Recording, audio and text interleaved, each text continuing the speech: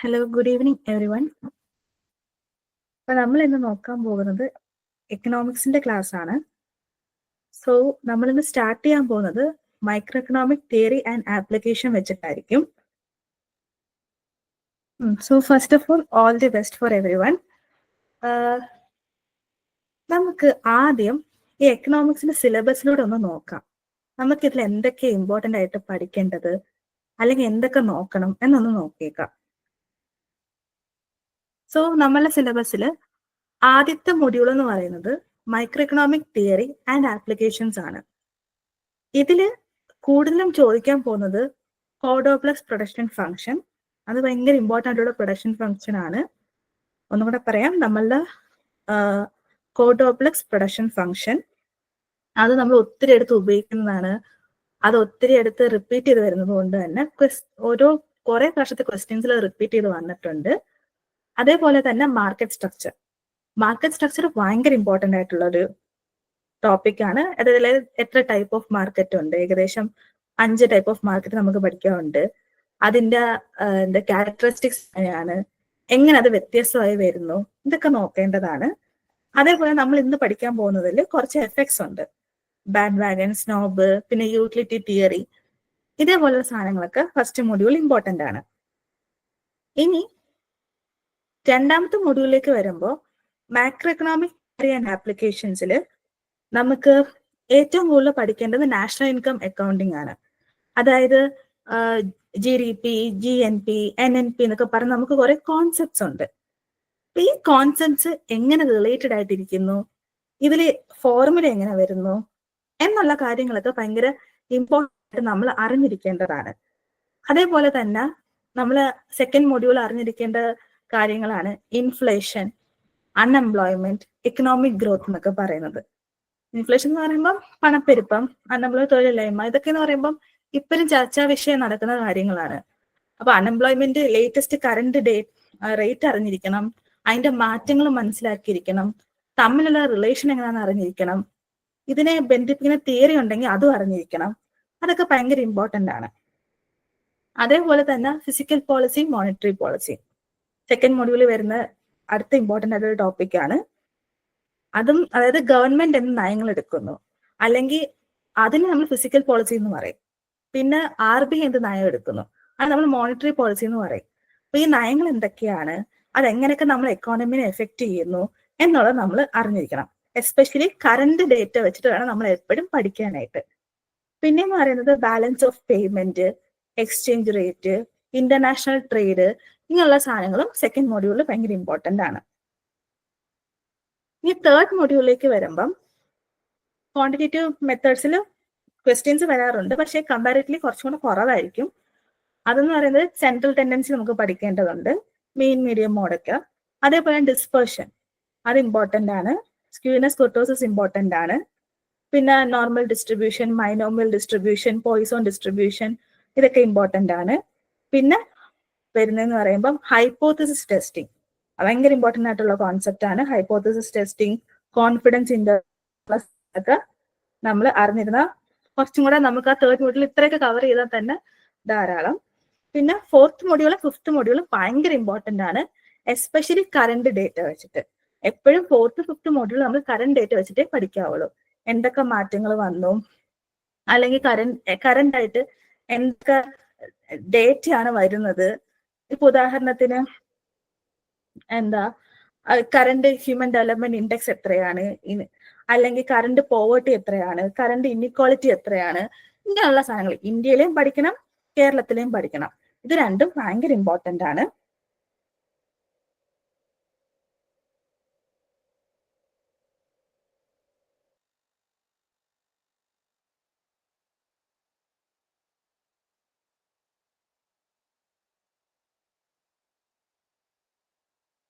ഒത്തിരി തിയറീസ് ഉണ്ട്, ഒത്തിരി കോൺസെപ്റ്റ്സ് ഉണ്ട്. ഇതെല്ലാം നിങ്ങൾക്ക് മനസ്സിലാവണമെങ്കിൽ എപ്പോഴും അതിന് റിയൽ ലൈഫ് എക്സാം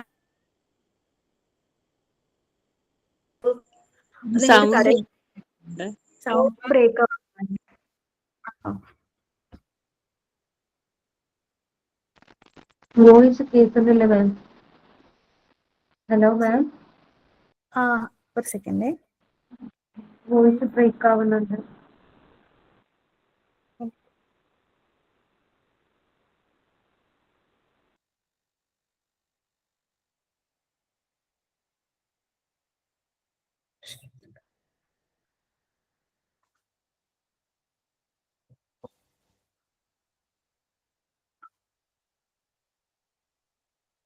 ഹലോ, ഇപ്പം കേൾക്കാവോ?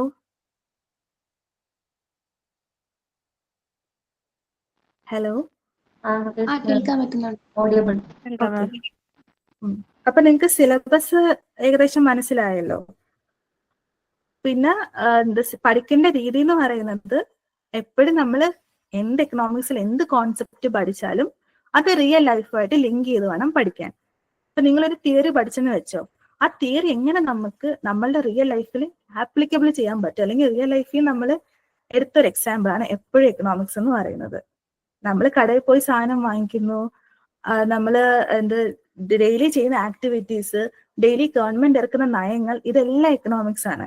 ഇപ്പം വെറുതെ ഒരു സാധനം പഠിച്ചു കഴിഞ്ഞ് പത്രത്തിൽ നോക്കിയാൽ തന്നെ നമുക്ക് അതിൽ കാണാം അതിൽ എക്കണോമിക്സ് ഉണ്ട്. അപ്പൊ എപ്പോഴും ലിങ്ക് ചെയ്ത് കറന്റ് ഡേറ്റ ഭയങ്കര ഇമ്പോർട്ടന്റ് ആണ്. കറന്റ് ഡേറ്റ എന്ത് ഗവൺമെന്റ് ഇറക്കിയാലും അത് നോട്ട് ചെയ്ത് വെക്കണം. അത് കൂടുന്നുണ്ടോ കുറയുന്നുണ്ടോ, ഇപ്പൊ ഇൻഫ്ലേഷൻ ആയിക്കോട്ടെ, പ്രൈസ് വേറെ എന്ത് അൺഎംപ്ലോയ്മെന്റ് ആയിക്കോട്ടെ, എന്തും അത് കൂടുന്നുണ്ടോ കുറയുന്നുണ്ടോ എന്നുള്ളൊരു ഐഡിയയും കൂടെ ഉണ്ടെങ്കിൽ നമുക്ക് ഓൾമോസ്റ്റ് എക്കണോമിക്സ് കൈ നിൽക്കും. കാരണം എല്ലാവരും എക്കണോമിക്സ് നല്ല പാടാന്ന് പറയുന്നുണ്ടെങ്കിൽ ഇങ്ങനെ ചെയ്തു കഴിഞ്ഞാൽ ഭയങ്കര എളുപ്പമായിട്ട് തോന്നും. അപ്പൊ ഇന്നത്തെ ക്ലാസ്സിലേക്ക് കടക്കാം. എക്കണോമിക്സിൽ നമുക്ക് രണ്ടായിട്ട് തിരിക്കാം. മൈക്രോ എക്കണോമിക്സും അതേപോലെ തന്നെ മാക്രോ എക്കണോമിക്സും. മൈക്രോ എന്ന് പറയുന്നത് സ്മോൾ, ചെറുത് എന്നാണ് അതിന്റെ അർത്ഥം വരുന്നത്. മാക്രോ എന്ന് പറയുന്നത് ലാർജ്, വലുത്. അപ്പൊ മൈക്രോ എക്കണോമിക്സ് എന്ന് പറയുന്നത് ഒരു വ്യക്തി അല്ലെങ്കിൽ ഒരു കുടുംബം ചെയ്യുന്ന കാര്യങ്ങൾ പഠിക്കുമ്പോഴാണ് നമ്മൾ മൈക്രോ എക്കണോമിക്സിലേക്ക് ഫോക്കസ് പോകുന്നത്. ഉദാഹരണത്തിന് നമ്മളുടെ എല്ലാം വീട്ടില് നമ്മള് ശമ്പളം കിട്ടുന്നുണ്ട്, വരുമാനം കിട്ടുന്നുണ്ട്, ഇതെങ്ങനെ ചെലവാക്കണമൊക്കെ നമ്മൾ ആലോചിക്കും. നമ്മൾ അതിന്റെ ബഡ്ജറ്റ് പ്രിപ്പയർ ചെയ്യും, നമ്മൾ അതനുസരിച്ച് സാധനങ്ങളൊക്കെ മേടിക്കും. അത് പഠിക്കുന്നത് മൈക്രോ എക്കണോമിക്സിലാണ്. നേരെ മറിച്ച് ഗവൺമെന്റ്, ഇന്ത്യൻ ഗവൺമെന്റ് ഇന്ത്യയിലെ ഇൻകം, നാഷണൽ ഇൻകം, ഇന്ത്യയിലെ GDP ഒക്കെ എങ്ങനെ ഡിസൈഡ് ചെയ്യുന്നു, അതെങ്ങനെ പല സ്കീമിലൂടെ, ഇപ്പൊ ഗവൺമെന്റ് സ്കീമിലൂടെയും ഒക്കെ ആൾക്കാരിലേക്ക് എത്തിക്കുന്നു, ആൾക്കാരിൽ നിന്നും ടാക്സ് കളക്ട് ചെയ്യുന്നു. ഇതൊരു രാജ്യത്തേക്ക് എത്തുമ്പം അത് മാക്രോ എക്കണോമിക്സ് ആയിട്ട് മാറുന്നു. അപ്പൊ പ്രവൃത്തി ഒന്നാണെങ്കിലും ചെറുതായി പഠിക്കുമ്പോൾ അതിനെ മൈക്രോ എന്നും വലുതായി പഠിക്കുമ്പോൾ അതിനെ മാക്രോ എന്നാണ് അറിയപ്പെടുന്നത്. അപ്പം എക്കണോമിക്സ് മൊത്തത്തിൽ രണ്ടായിട്ടാണ് തിരിച്ചേക്കുന്നത്. ഇനി എക്കണോമിക്സിന്റെ തുടക്കകാലം കൊണ്ടുവന്നത് ക്ലാസിക്കൽ എക്കോണമിസ്റ്റുകളാണ്. അപ്പൊ ഈ തിയറിയൊക്കെ ലേറ്റർ മൊഡ്യൂളിൽ പഠിപ്പിക്കും, അതുകൊണ്ട് ഞാൻ അതിൽ കൂടുതലായിട്ട് പറയുന്നില്ല. എന്നാലും ജസ്റ്റ് ഒരു ഓവറോൾ ഐഡിയക്ക് ക്ലാസിക്കൽ എക്കോണമിസ്റ്റ് ആയിട്ടുള്ള Adam Smith, JB say, David Ricardo, ഇവരൊക്കെയാണ് എക്കണോമിക്സും മൈക്രോ എക്കണോമിക്സും കൊണ്ടുവന്നത്. അതില് ആഡം സ്മിത്തിനെ ഫാദർ ഓഫ് എക്കണോമിക്സ് എന്ന് അറിയപ്പെടുന്നു. മാം സ്ലൈഡ് മാറുന്നില്ലല്ലോ മാം. ഫസ്റ്റ് ടോപ്പിക്ക് പഠിക്കാൻ പോവുകയാണ്, തിയറി ഓഫ് കൺസ്യൂമർ ബിഹേവിയർ. അപ്പം നമ്മളെല്ലാവരും കൺസ്യൂമേഴ്സ് ആണ് അല്ലേ? നമ്മൾ എവിടെയെങ്കിലൊക്കെ പോയി സാധനം മേടിക്കുന്നുണ്ട്, നമ്മളെ സേവനങ്ങൾ. ഹലോ മാം, സൗണ്ട് ബ്രേക്ക് ആവുന്നു. ഓ, സ്ക്രീൻ ഒന്ന് സ്ലൈഡ് മാറും. ഓക്കെ ഓക്കെ ഓക്കെ, ഒരു സെക്കൻഡ്. ഹലോ ടീച്ചറെ, അതെ നമ്മുടെ സ്ലൈഡ് ഷോ ഓൺ ആക്കിയാണോ ഇട്ടിരിക്കുന്നത്? അപ്പൊ അത് ഫുള്ളായിട്ട് കുട്ടികൾക്ക് കാണുന്ന രീതിക്ക് ആക്കാനായിട്ട് പറ്റുമോ? സ്ലൈഡ് ഷോ ഓൺ ആണ്. അത് ഓഫ് ചെയ്തിട്ടിട്ട് ഫുള്ള് അത് മാനുവലി ചെയ്യുന്ന രീതിക്ക്, മീൻസ് ഫുള്ളായിട്ട് കാണുന്ന രീതിക്ക്. ഇപ്പോ പക്ഷെ ഇത് ഫുള്ളാണ് കിടക്കുന്നത്.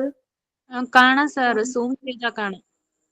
ഓക്കെ, സൂം ചെയ്ത് കാണാം, അല്ലാതെ ഓക്കെ, അങ്ങനെ ബുദ്ധിമുട്ടില്ലെങ്കിൽ കുഴപ്പമില്ല. ഇല്ല, കണ്ടിന്യൂ ചെയ്യാം, കുഴപ്പമില്ല. Okay okay, fine. ഓക്കെ. അപ്പം നമ്മൾ എല്ലാവരും ഓരോ രീതിയിലും കൺസ്യൂമേഴ്സ് ആണ് അല്ലേ? നമ്മൾ സാധനങ്ങൾ മേടിക്കുന്നുണ്ട്, സർവീസുകൾ എടുക്കുന്നുണ്ട്. അപ്പം നമ്മൾ ഈ സാധനങ്ങൾ മേടിക്കുക അല്ലെങ്കിൽ സേവനങ്ങൾ എടുക്കുക, അതിനൊക്കെ നമ്മൾ ഓരോ ഡിസിഷൻസ് എടുക്കും അല്ലേ. നമ്മളൊരു കടയിൽ പോയിട്ട് ഒരു 2 പ്രൊഡക്റ്റ് എടുത്ത്, ഇപ്പൊ ഒരെയാണ് ഇപ്പൊ ലാപ്ടോപ്പിന്റെ 2 ഡിഫറെന്റ് കമ്പനിയുടെ ലാപ്ടോപ്പ് എടുത്ത് ഇതിലേത് മേടിക്കണം എന്ന് നമ്മൾ തീരുമാനിക്കുന്ന ആ ഒരു ഡിസിഷനെയാണ് കൺസ്യൂമർ ബിഹേവിയർ എന്ന് പറയുന്നത്. കൺസ്യൂമർ എങ്ങനെ ഡിസിഷൻസ് എടുക്കുന്നു അതിന്റെ ഒരു അനാലിസിസിനെയാണ് കൺസ്യൂമർ ബിഹേവിയർ എന്ന് പറയുന്നത്. ഇനി കൺസ്യൂമർ ബിഹേവിയർ 2 കാര്യത്തിൽ അടിസ്ഥാനമായിട്ട് ഇരിപ്പുണ്ട്. ഒന്നെന്ന് പറയുന്നത് കൺസ്യൂമേഴ്സിനുള്ള വരുമാനം, 2 എന്ന് പറയുന്നത് കൺസ്യൂമേഴ്സിന് അതിൽ നിന്ന് കിട്ടുന്ന സാറ്റിസ്ഫാക്ഷൻ, അതിന് നമ്മൾ യൂട്ടിലിറ്റി എന്ന് പറയും. അപ്പൊ നമ്മളിപ്പോൾ ഉദാഹരണത്തിന് ഒരു കടയിൽ പോയി, ഞാൻ നേരത്തെ പറഞ്ഞ പോലെ 2 ലാപ്ടോപ്പ് ഇരിക്കുന്നു, ഒരെണ്ണത്തിന് 70,000, ഒരെണ്ണത്തിന് 50,000. നമ്മളുടെ കയ്യിൽ ഒരു 60,000 രൂപയേ ഉള്ളൂ. അപ്പം 60,000 രൂപയുള്ള ഒരാൾക്ക് 70,000 രൂപയുള്ള ലാപ്ടോപ്പിനെ പറ്റി ആലോചിക്കേണ്ട ആവശ്യം പോലും ഇല്ല, കാരണം അയാളുടെ കയ്യിൽ അത്രയും വരുമാനം ഇല്ല. അപ്പൊ അയാൾക്ക് എന്തായാലും 50,000 രൂപ ലാപ്ടോപ്പ് എടുക്കാൻ പറ്റത്തുള്ളൂ. അതുകൊണ്ട് തന്നെ ഇൻകം അല്ലെങ്കിൽ നമ്മളുടെ കയ്യിലുള്ള പൈസ ഭയങ്കര ഇമ്പോർട്ടന്റ് ഘടകമാണ് നമ്മുടെ ഡിസിഷൻസിന്. അതേപോലെ തന്നെ ഇനിയിപ്പം ആ വ്യക്തിയുടെ കയ്യിൽ 80,000 രൂപ ഉണ്ടെന്ന് വിചാരിച്ചോ, അപ്പൊ ആ വ്യക്തിക്ക് 2 ലാപ്ടോപ്പ് എടുക്കാനുള്ള ഒരു അവസരമുണ്ട്. പക്ഷെ അപ്പോഴും നമ്മൾ ഡിസൈഡ് ചെയ്യും അല്ലേ, നമ്മൾക്ക് എത്ര വിലയുള്ള ലാപ്പ് വേണം, അല്ലെങ്കിൽ അതിന്റെ ഇപ്പോഴത്തെ ആവശ്യം എന്താണ്, അല്ലെങ്കിൽ അത് നമുക്ക് എത്രത്തോളം സാറ്റിസ്ഫാക്ഷൻ തരുന്നു എന്നുള്ളതൊക്കെ നമ്മൾ തീരുമാനിക്കും. അപ്പൊ നമ്മളുടെ സാറ്റിസ്ഫാക്ഷനും നമ്മളുടെ ഇൻകവുമാണ് നമ്മളുടെ ഈ ഒരു കൺസ്യൂമർ ബിഹേവിയറിനെ ഡിസൈഡ് ചെയ്യുന്നത്. അതാണ്, ഇത്രയുമാണ് കൺസ്യൂമർ ബിഹേവിയർ എന്ന് പറയുന്നത്. ഭയങ്കര സിമ്പിൾ ആയിട്ട് നമ്മൾ ചെയ്യുന്ന കാര്യങ്ങൾ നമ്മളൊന്ന് ആലോചിച്ച് നോക്കിയാൽ തന്നെ നമുക്ക് എക്കണോമിക്സ് പഠിക്കാവുന്നതേ ഉള്ളൂ. ഈ പോർഷൻ എല്ലാവർക്കും ക്ലിയർ ആയോ? ഓക്കെ. ഇനി കൺസ്യൂമർ ബിഹേവിയർ ഞാൻ നേരത്തെ പറഞ്ഞ പോലെ ഇൻകം എല്ലാവർക്കും അറിയാവുന്ന ഒരു കോൺസെപ്റ്റ് ആണ്. പക്ഷെ യൂട്ടിലിറ്റി എന്ന് പറയുന്ന കുറച്ചും കൂടെ എക്കണോമിക്സുമായിട്ട് റിലേറ്റ് ചെയ്തൊരു ടോപ്പിക്കാണ് യൂട്ടിലിറ്റി എന്ന് പറയുന്നത്. അപ്പം യൂട്ടിലിറ്റി ഉള്ള ഒരു കോൺസെപ്റ്റ് എക്കോണമിസ്റ്റുകൾ കൊണ്ടുവന്നു. അതിൽ ഒരുപാട് തിയറീസ് ഉണ്ട്. അത് ഒത്തിരി വർഷങ്ങളായിട്ട് ഇവോൾവ് ചെയ്ത് വന്ന ഒരു കോൺസെപ്റ്റ് ആണ് യൂട്ടിലിറ്റി എന്ന് പറയുന്നത്. എന്താണ് യൂട്ടിലിറ്റി? യൂട്ടിലിറ്റി എന്ന് പറയുന്നത് want satisfying power of A commodity. ഞാൻ നേരത്തെ പറഞ്ഞ കണക്ക് നമുക്ക് ഒരു ലാപ്പ് എടുക്കണം, ആ ലാപ്പിന് നമുക്ക് ഇഷ്ടമുള്ള ഫീച്ചേഴ്സ് ഉണ്ടല്ലേ. ചിലർക്ക് ഗെയിം കളിക്കാനായിരിക്കും, ചിലർക്ക് വർക്ക് ചെയ്യാനായിരിക്കും. അപ്പം നമ്മളിപ്പം അത് എടുക്കുമ്പോൾ നമ്മൾ അതിന്റെ ബാറ്ററി പവർ നോക്കും, അതിന്റെ എഫിഷ്യൻസി നോക്കും അല്ലേ, പല രീതിയിലുള്ള പല സാധനങ്ങളും നമ്മൾ നോക്കും. ഇനി നമുക്ക് അതിൽ നിന്നും വാങ്ങിച്ചു കഴിയുമ്പോൾ നമുക്കൊരു സാറ്റിസ്ഫാക്ഷൻ കിട്ടും. ഓക്കെ, എനിക്കിത് ഇഷ്ടപ്പെട്ടു, ഞാൻ സാറ്റിസ്ഫൈഡ് ആണോ, എനിക്ക് ഉള്ള ആവശ്യങ്ങളെല്ലാം ഈ ലാപ്പിൽ നമുക്ക് കിട്ടുന്നുണ്ട്. അങ്ങനെ കിട്ടുന്ന ആ ഒരു മെന്റൽ സാറ്റിസ്ഫാക്ഷനെയാണ് നമ്മൾ യൂട്ടിലിറ്റി എന്ന് പറയുന്നത്. ഇനി utility V mean the satisfaction derive from A commodity it is even there before consuming that commodity. ഇതാണ് യൂട്ടിലിറ്റി എന്ന് പറയുന്നത്. ഇനി യൂട്ടിലിറ്റിയിൽ 2 തിയറീസ് ഉണ്ട്, കാർഡിനൽ യൂട്ടിലിറ്റി തിയറിയും ഓർഡിനൽ യൂട്ടിലിറ്റി തിയറിയും. അപ്പം നിങ്ങൾ ഇനി എക്കണോമിക്സ് പഠിക്കുമ്പോഴൊക്കെ നമ്മളുടെ എല്ലാ കോൺസെപ്റ്റിനും തിയറീസ് കാണും. ഈ തിയറീസ് ഇവോൾവ് ചെയ്ത് വന്നതായിരിക്കും.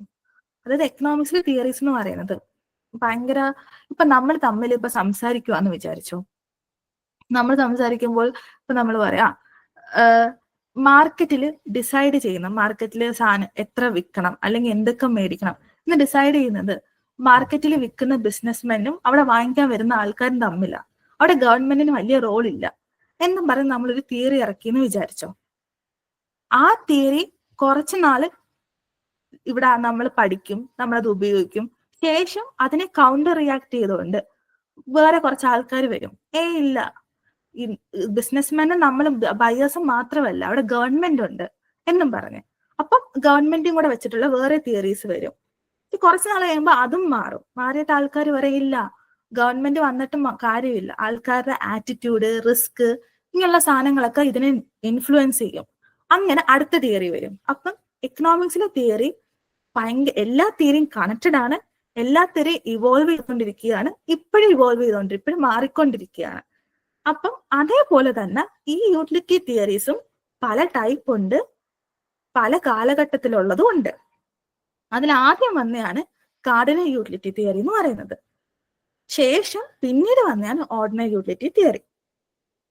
കാർഡിനൽ യൂട്ടിലിറ്റി തിയറി പറയുന്നതെന്ന് വെച്ച് കഴിഞ്ഞാൽ, ഞാൻ ഈ പറഞ്ഞ മെന്റൽ സാറ്റിസ്ഫാക്ഷൻ നമുക്ക് മെഷർ ചെയ്യാൻ പറ്റും, അളക്കാൻ പറ്റും എന്നാണ് കാർഡിനൽ യൂട്ടിലിറ്റി തിയറി പറയുന്നത്. നേരെ മറിച്ച് വർഷങ്ങൾക്ക് ശേഷം വന്ന ഓർഡിനറി യൂട്ടിലിറ്റി തിയറി പറയുന്നത് നമുക്ക് ഈ കിട്ടുന്ന മെന്റൽ സാറ്റിസ്ഫാക്ഷൻ അളക്കാൻ പറ്റത്തില്ല, പക്ഷെ നമുക്ക് അതിനെ ഓർഡർ ചെയ്യുകയോ റാങ്ക് ചെയ്യുകയോ ചെയ്യാൻ മാത്രമേ പറ്റത്തുള്ളൂ. ഇതാണ് യൂട്ടിലിറ്റി തിയറി. നമുക്കിനി ഈ തിയറീസ്, അതായത് കാർഡിനൽ യൂട്ടിലിറ്റി തിയറിയും ഓർഡിനറി യൂട്ടിലിറ്റി തിയറിയുടെയും ഡെപ്തിലേക്ക് പോകാം. എന്താണ് cardinal utility theory? Cardinal theory കൊണ്ടുവന്നത് ഫേമസ് എക്കോണമിസ്റ്റ് ആയ മാർഷൽ ആണ്. അദ്ദേഹം പറയുന്നതെന്ന് വെച്ച് കഴിഞ്ഞാൽ, നമുക്ക് ഈ യൂട്ടിലിറ്റി മെഷർ ചെയ്യാൻ പറ്റും, അതിനെ നമ്മൾ യൂട്ടിൽസ് എന്ന് വിളിക്കും. ഉദാഹരണത്തിന് ഇപ്പൊ നമ്മള് ഒരു ഒരാൾ നമ്മള് ഒരു പാനിപ്പൂരി കഴിച്ചെന്ന് വിചാരിച്ചോ. ആദ്യത്തെ പാനിപ്പൂരി കഴിക്കുമ്പോൾ നമുക്ക് കിട്ടുന്ന സാറ്റിസ്ഫാക്ഷൻ എന്ന് പറയുന്നത് 10-ൽ 10 ആയിരിക്കും, കാരണം ആദ്യമായിട്ട് നമ്മൾ കഴിക്കുകയാണ്. രണ്ടാമത്തെ ദിവസം നമ്മൾ ഇതേ സെയിം പാനിപ്പൂരി കഴിക്കുമ്പം 10-ൽ ഒരു 8 യൂട്ടിലിറ്റി കിട്ടിയെന്ന് വിചാരിച്ചോ. പിന്നീട് കഴിക്കുമ്പം അത്രയ്ക്കും സന്തോഷം തോന്നുമോ? ഇല്ല. ആദ്യത്തെ ആ രുചിയും എക്സൈറ്റ്മെന്റും തോന്നുമോ? ഇല്ല. അപ്പൊ നമ്മൾ അതിനൊരു 5 മാർക്ക് കൊടുക്കാം. പിന്നീട് കഴിക്കുമ്പോൾ അങ്ങനെ തോന്നൂല, അപ്പൊ നമുക്ക് അതിന് 3-എന്നോ 4-എന്നോ അങ്ങനെ.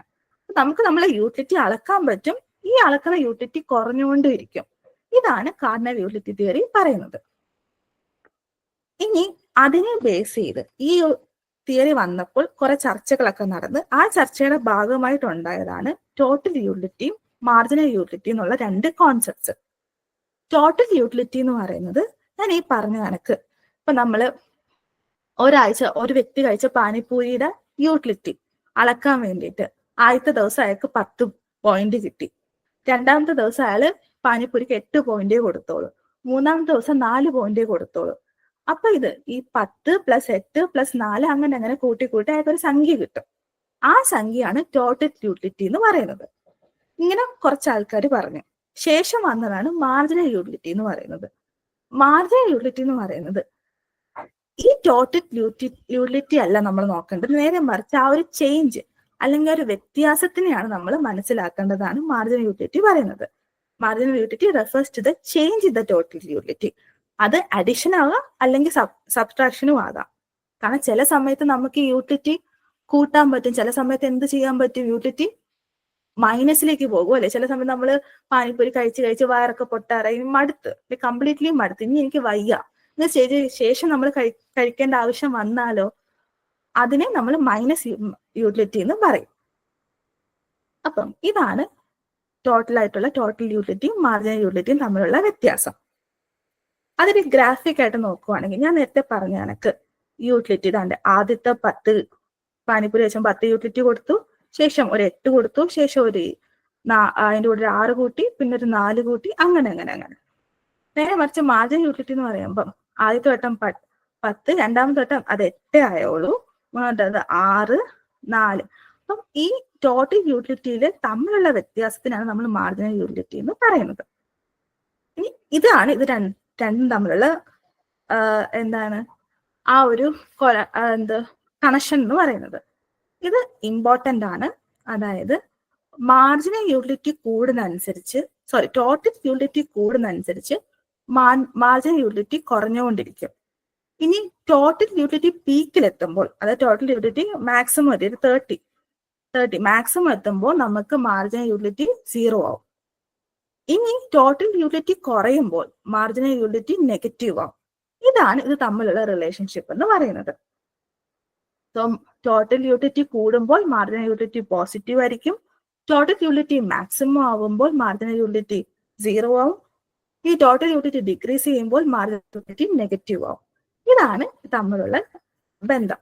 അപ്പൊ നമുക്ക് PSCക്ക് ഇതേപോലെ ചോദിക്കാം, ടോട്ടൽ യൂട്ടിലിറ്റി മാക്സിമം ആവുമ്പോൾ മാർജിനൽ യൂട്ടിലിറ്റി അവസ്ഥ എന്തായിരിക്കും, അല്ലെങ്കിൽ മാർജിനൽ യൂട്ടിലിറ്റി നെഗറ്റീവ് ആവുമ്പോൾ ടോട്ടൽ യൂട്ടിലിറ്റി ഏത് അവസ്ഥയിലായിരിക്കും ഇരിക്കുന്നത് എന്നുള്ള ചോദ്യങ്ങളൊക്കെ ഇതിൽ നിന്നും പ്രതീക്ഷിക്കാം. Marginal utility, total utility, marginal utility. ഇനി മാർജിനൽ യൂട്ടിലിറ്റി ഡിമിനിഷിംഗ് ആണെന്ന് നമ്മൾ പറയാറുണ്ട്. അതിനൊരു ലോയും ഉണ്ട്, ഡിമിനിഷിങ് മാർജിനൽ യൂട്ടിലിറ്റി എന്ന് പറയുന്നത്. ഇപ്പൊ ഞാൻ നേരത്തെ പറഞ്ഞ കണക്ക് യൂട്ടിലിറ്റി എന്ന് പറയുന്ന സാധനം കുറഞ്ഞുകൊണ്ടിരിക്കും, മാർജിനൽ യൂട്ടിലിറ്റി നെഗറ്റീവ് ആകും, അതുകൊണ്ട് തന്നെ അത് ഡിമിനിഷ് ചെയ്യും എന്നാണ് ഈ ലോ പറയുന്നത്. ഇനി ഈ ലോ കൊണ്ടുവന്നത് ഗോസൻ എന്ന് പറയുന്ന ഒരു എക്കോണമിസ്റ്റ് ആണ്. പുള്ളിയുടെ ഫസ്റ്റ് ലോ ആണ് law of diminishing marginal utility എന്ന് പറയുന്നത്. അദ്ദേഹത്തിന്റെ വേറെ ലോസ് ആണ് ലോ ഓഫ് ഇക്യൂ മാർജിനൽ യൂട്ടിലിറ്റിയും അതേപോലെ സാറ്റിസ്ഫൈങ് ലോ, തേർഡ് ലോ ആണ്. ഈ law of equi marginal utility എന്ന് വെച്ച് കഴിഞ്ഞാൽ അത് ഗോസൻ സെക്കൻഡ് ലോ ആണ്. അതിൽ അദ്ദേഹം പറയുന്നതെന്ന് വെച്ച് കഴിഞ്ഞാൽ രണ്ട് ഗുഡ്സ്, ഫോർ എക്സാമ്പിൾ ആപ്പിളും അതേപോലെ തന്നെ ഓറഞ്ചും, രണ്ടും നമ്മൾ ഒരേ വില കൊടുത്ത് മേടിച്ച്, പക്ഷെ മേടിച്ചതിന് ശേഷവും നമുക്ക് ആപ്പിൾ പിന്നെയും മേടിക്കാനുള്ള ടെൻഡൻസി ഭയങ്കര കൂടുതലാണ്. നമുക്ക് കഴിച്ചിട്ട് ആപ്പിൾ വീണ്ടും വീണ്ടും വാങ്ങിക്കണം എന്ന് തോന്നുന്നു. അങ്ങനെ സിറ്റുവേഷനിൽ നമ്മൾ എന്ത് ചെയ്യും, കൂടുതൽ ആപ്പിൾ മേടിച്ചുകൊണ്ടിരിക്കും, ഓറഞ്ച് കുറവ് മേടിച്ചുകൊണ്ടിരിക്കും. എന്നിട്ട് ഇത് തമ്മിലൊരു പോയിന്റിലെത്തും, അൺടിൽ നമുക്ക് രണ്ടും ഒന്നെങ്കിൽ മടുക്കും, അല്ലെങ്കിൽ രണ്ടും ഏകദേശം ഒരേ സാറ്റിസ്ഫാക്ഷൻ തരുന്ന ഒരു അളവിലെത്തും. അതായത് marginal utility of apple is equals to marginal utility of orange എന്നൊരു സിറ്റുവേഷൻ വരുമ്പോൾ അവിടെ law of equi marginal utility വരുന്നുണ്ട്. ഇനി അതാണ് ഗോസൻസ് second law.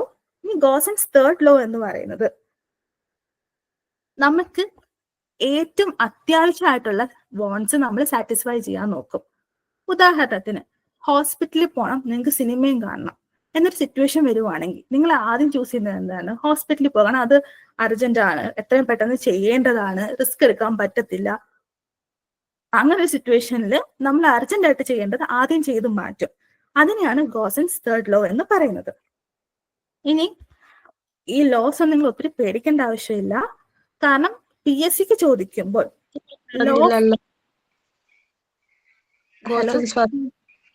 First ലോന്റെ പറഞ്ഞിട്ടുണ്ടായില്ലല്ലോ. ഗോസൻസ് first law ആണ് law of diminishing marginal utility. അതായത് ഞാൻ നേരത്തെ പറഞ്ഞ കണക്ക് മാർജിനൽ യൂട്ടിലിറ്റി കുറഞ്ഞുകൊണ്ടിരിക്കും. ഞാൻ നേരത്തെ പറഞ്ഞില്ല, നമ്മൾ മാർജിനൽ യൂട്ടിലിറ്റി എന്താണ്, മാർജിനൽ യൂട്ടിലിറ്റി കുറഞ്ഞ് നമ്മൾ മൈനസിലേക്കും പോകും, നമുക്ക് ഇനി പ്രൊഡക്റ്റ് വേണ്ട എന്നൊരു സിറ്റുവേഷനിലേക്കും പോകും. അതുകൊണ്ടാണ് ഡിമിനിഷ് ചെയ്യുന്നു എന്ന് പറയുന്നത്. അതാണ് ഗോസന്റെ ഫസ്റ്റ് ലോ എന്ന് പറയുന്നത്. ക്ലിയർ ആയോ? ഹലോ, ഏത് ടൈപ്പിലെ ക്വസ്റ്റ്യൻ വരാം നമുക്ക്? PSCക്ക് എന്ന് പറയുമ്പോൾ നിങ്ങൾ ഇത്രയും ഡെപ്ത് ആയിട്ട് പഠിക്കേണ്ട ആവശ്യമില്ല. നേരെ മറിച്ച് അവർ ചോദിക്കുന്നത് ഇപ്പം ഗോസന്റെ സെക്കൻഡ് ലോ എന്താണ്, എന്നിട്ട് ഓപ്ഷനിൽ law of diminishing marginal utility, law of equi marginal utility, അല്ലെങ്കിൽ the goods that satisfy the urgent goods that satisfy the most എന്നൊക്കെ ഉള്ള ഓപ്ഷൻസ് ആയിരിക്കും വരുന്നത്. അപ്പൊ നിങ്ങൾ കൊടുക്കേണ്ട ആൻസർ എന്ന് പറഞ്ഞാൽ law of equi marginal utility ആണ് ഗോസന്റെ സെക്കൻഡ് ലോ. അല്ലെങ്കിൽ നേരെ തിരിച്ചും ചോദിക്കാം, law of diminishing marginal utility ഗോസന്റെ ഏത് ലോയിലാണ് വരുന്നത്? ഗോസന്റെ ഫസ്റ്റ് ലോ. അപ്പൊ ഇതിന്റെ ബേസിക്സ് ആണ് മാത്രം അറിഞ്ഞിരുന്നാൽ മതി, ഡെപ്തിലേക്ക് പോകേണ്ട ആവശ്യമില്ല. പക്ഷെ ഇത് വരും എന്നുള്ളത് കൊണ്ടാണ് ഞാൻ ഇതിന്റെ കൂടെ ഞാൻ ആഡ് ചെയ്തത്. ക്ലിയർ ആയോ? Yes ma'am. ഓക്കെ, ഇനി കണ്ടിന്യൂ ചെയ്തോട്ടെ.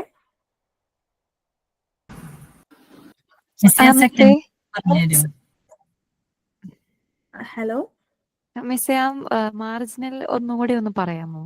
യൂട്ടിലിറ്റി അതായത് ഡയഗ്രാം തൊട്ട് എക്സ്പ്ലെയിൻ ചെയ്യണോ അതോ ഈ സ്ലൈഡിലാണോ ഡൗട്ട് ഉള്ളത്? അല്ല, തൊട്ട് മുമ്പത്തെ സ്ലൈഡില് മാർജിനൽ അത്ര ക്ലിയർ ആയില്ല. അതായത് നമ്മൾ ടോട്ടൽ യൂട്ടിലിറ്റി ആണ് ആദ്യം വന്ന കോൺസെപ്റ്റ്. അതില് നമ്മൾ യൂട്ടിലിറ്റി ഇപ്പൊ നമുക്ക് പാനിപ്പൂരി കഴിക്കുമ്പോൾ നമുക്ക് കിട്ടുന്ന യൂട്ടിലിറ്റി, അല്ലെങ്കിൽ നമ്മൾ ജസ്റ്റ് നമുക്കൊരു ബുക്ക് മേടിക്കുമ്പോൾ, അല്ലെങ്കിൽ നമുക്കൊരു വെള്ളം കുടിക്കുമ്പോൾ നമുക്ക് കിട്ടുന്ന യൂട്ടിലിറ്റി എന്ന് വിചാരിച്ചോ. ആദ്യം അത് 10 പിന്നെ അതിന്റെ കൂടെ നമ്മൾ അഡീഷൻ ആഡ് ചെയ്യുകയാണ്. രണ്ടാമത്തെ വട്ടം അത് കുടിക്കുമ്പോൾ നമുക്ക് അതൊരു 8 കൂടെ കൂടി അതൊരു 18 പിന്നെ അത് 24 അങ്ങനെ. ഇതായിരുന്നു ആദ്യം വന്ന concept of utility, total utility എന്ന് പറയുന്നത്. ശേഷം വന്നതാണ് മാർജിനൽ യൂട്ടിലിറ്റി എന്ന് പറയുന്നത്. മാർജിനൽ യൂട്ടിലിറ്റി എന്ന് പറയുമ്പോൾ നമുക്ക് ടോട്ടൽ യൂട്ടിലിറ്റി നോക്കേണ്ട ആവശ്യമില്ല, നേരെ മറിച്ച് എത്ര അഡീഷൻസ് വന്നു, അതായത് എത്ര കണ്ട് കൂടി എന്ന് മാത്രം നോക്കിയാൽ മതി. അതിനെയാണ് അതായത് ചേഞ്ച് ഇൻ ടോട്ടൽ യൂട്ടിലിറ്റി. മുന്നത്തെ ടോട്ടൽ യൂട്ടിലിറ്റിയും രണ്ടാമത് അയച്ച ടോട്ടൽ യൂട്ടിലിറ്റിയും തമ്മിലുള്ളൊരു ചേഞ്ച് ഇല്ലേ, ആ ഒരു ചേഞ്ചിനെയാണ് മാർജിനൽ യൂട്ടിലിറ്റി എന്ന് പറയുന്നത്. ക്ലിയർ ആയോ? മാം ഈ ടോട്ടൽ യൂണിറ്റ് എപ്പോഴും അത് ഇൻക്രീസ് ചെയ്തുകൊണ്ട് തന്നെ ഇരിക്കുവോ? ടോട്ടൽ യൂട്ടിലിറ്റി ഡിക്രീസ് ചെയ്യും, പക്ഷെ ഒരിക്കലും സീറോയോ നെഗറ്റീവോ ആകത്തില്ല. ടോട്ടൽ യൂട്ടിലിറ്റി മാക്സിമം എത്തിയാൽ ഡിക്രീസ് ചെയ്യല്ലേ ചെയ്യാം? ഡിക്രീസ് ചെയ്യും, പക്ഷെ ടോട്ടൽ യൂട്ടിലിറ്റി ഒരിക്കലും സീറോവോ നെഗറ്റീവോ ആകും. പക്ഷെ മാർജിനൽ യൂട്ടിലിറ്റി സീറോയും നെഗറ്റീവും ആകാൻ ചാൻസ് ഉണ്ട്. ആകും, ഉറപ്പായിട്ടും ആകും. മാം ഇതിനൊരു ഇക്വേഷൻ ഇല്ലേ? അത് പഠിക്കേണ്ട ആവശ്യമില്ല? അത് ഇല്ല, കറന്റ്ലി നമുക്ക് സ്റ്റാറ്റിസ്റ്റിക്സിന് അത് പഠിക്കേണ്ട ആവശ്യമില്ല. ഇല്ല, ഇതിൽ ഇത്ര മാത്രം പറഞ്ഞാൽ മതിയാവും. അറിഞ്ഞിരുന്നാ മതി കോൺസെപ്റ്റ്. അല്ല, ഓപ്ഷനിലെ പോലെ ഇങ്ങനെ ക്വസ്റ്റ്യൻ വരുമോ? ഇക്വേഷൻ ക്വസ്റ്റ്യൻ വരുമോ? ഇക്വേഷൻ എന്ന് പറയുന്നത് ഇതാണ്, change in total utility by change in quantity ആണ്. പിന്നെ total utility of first unit minus total second unit minus totality of first unit ആണ് മാർജിനൽ യൂട്ടിലിറ്റി എന്ന് പറയുന്നത്. ഇതാണ് അതിന്റെ ഒരു ഇക്വേഷൻ. അത് മനസ്സിലായില്ല. അതായത് change in total utility by change in quantity എന്ന് പറയുന്നത്, total utility 10 minus 18 divided by 1 minus 2. മനസ്സിലായോ? ഇത്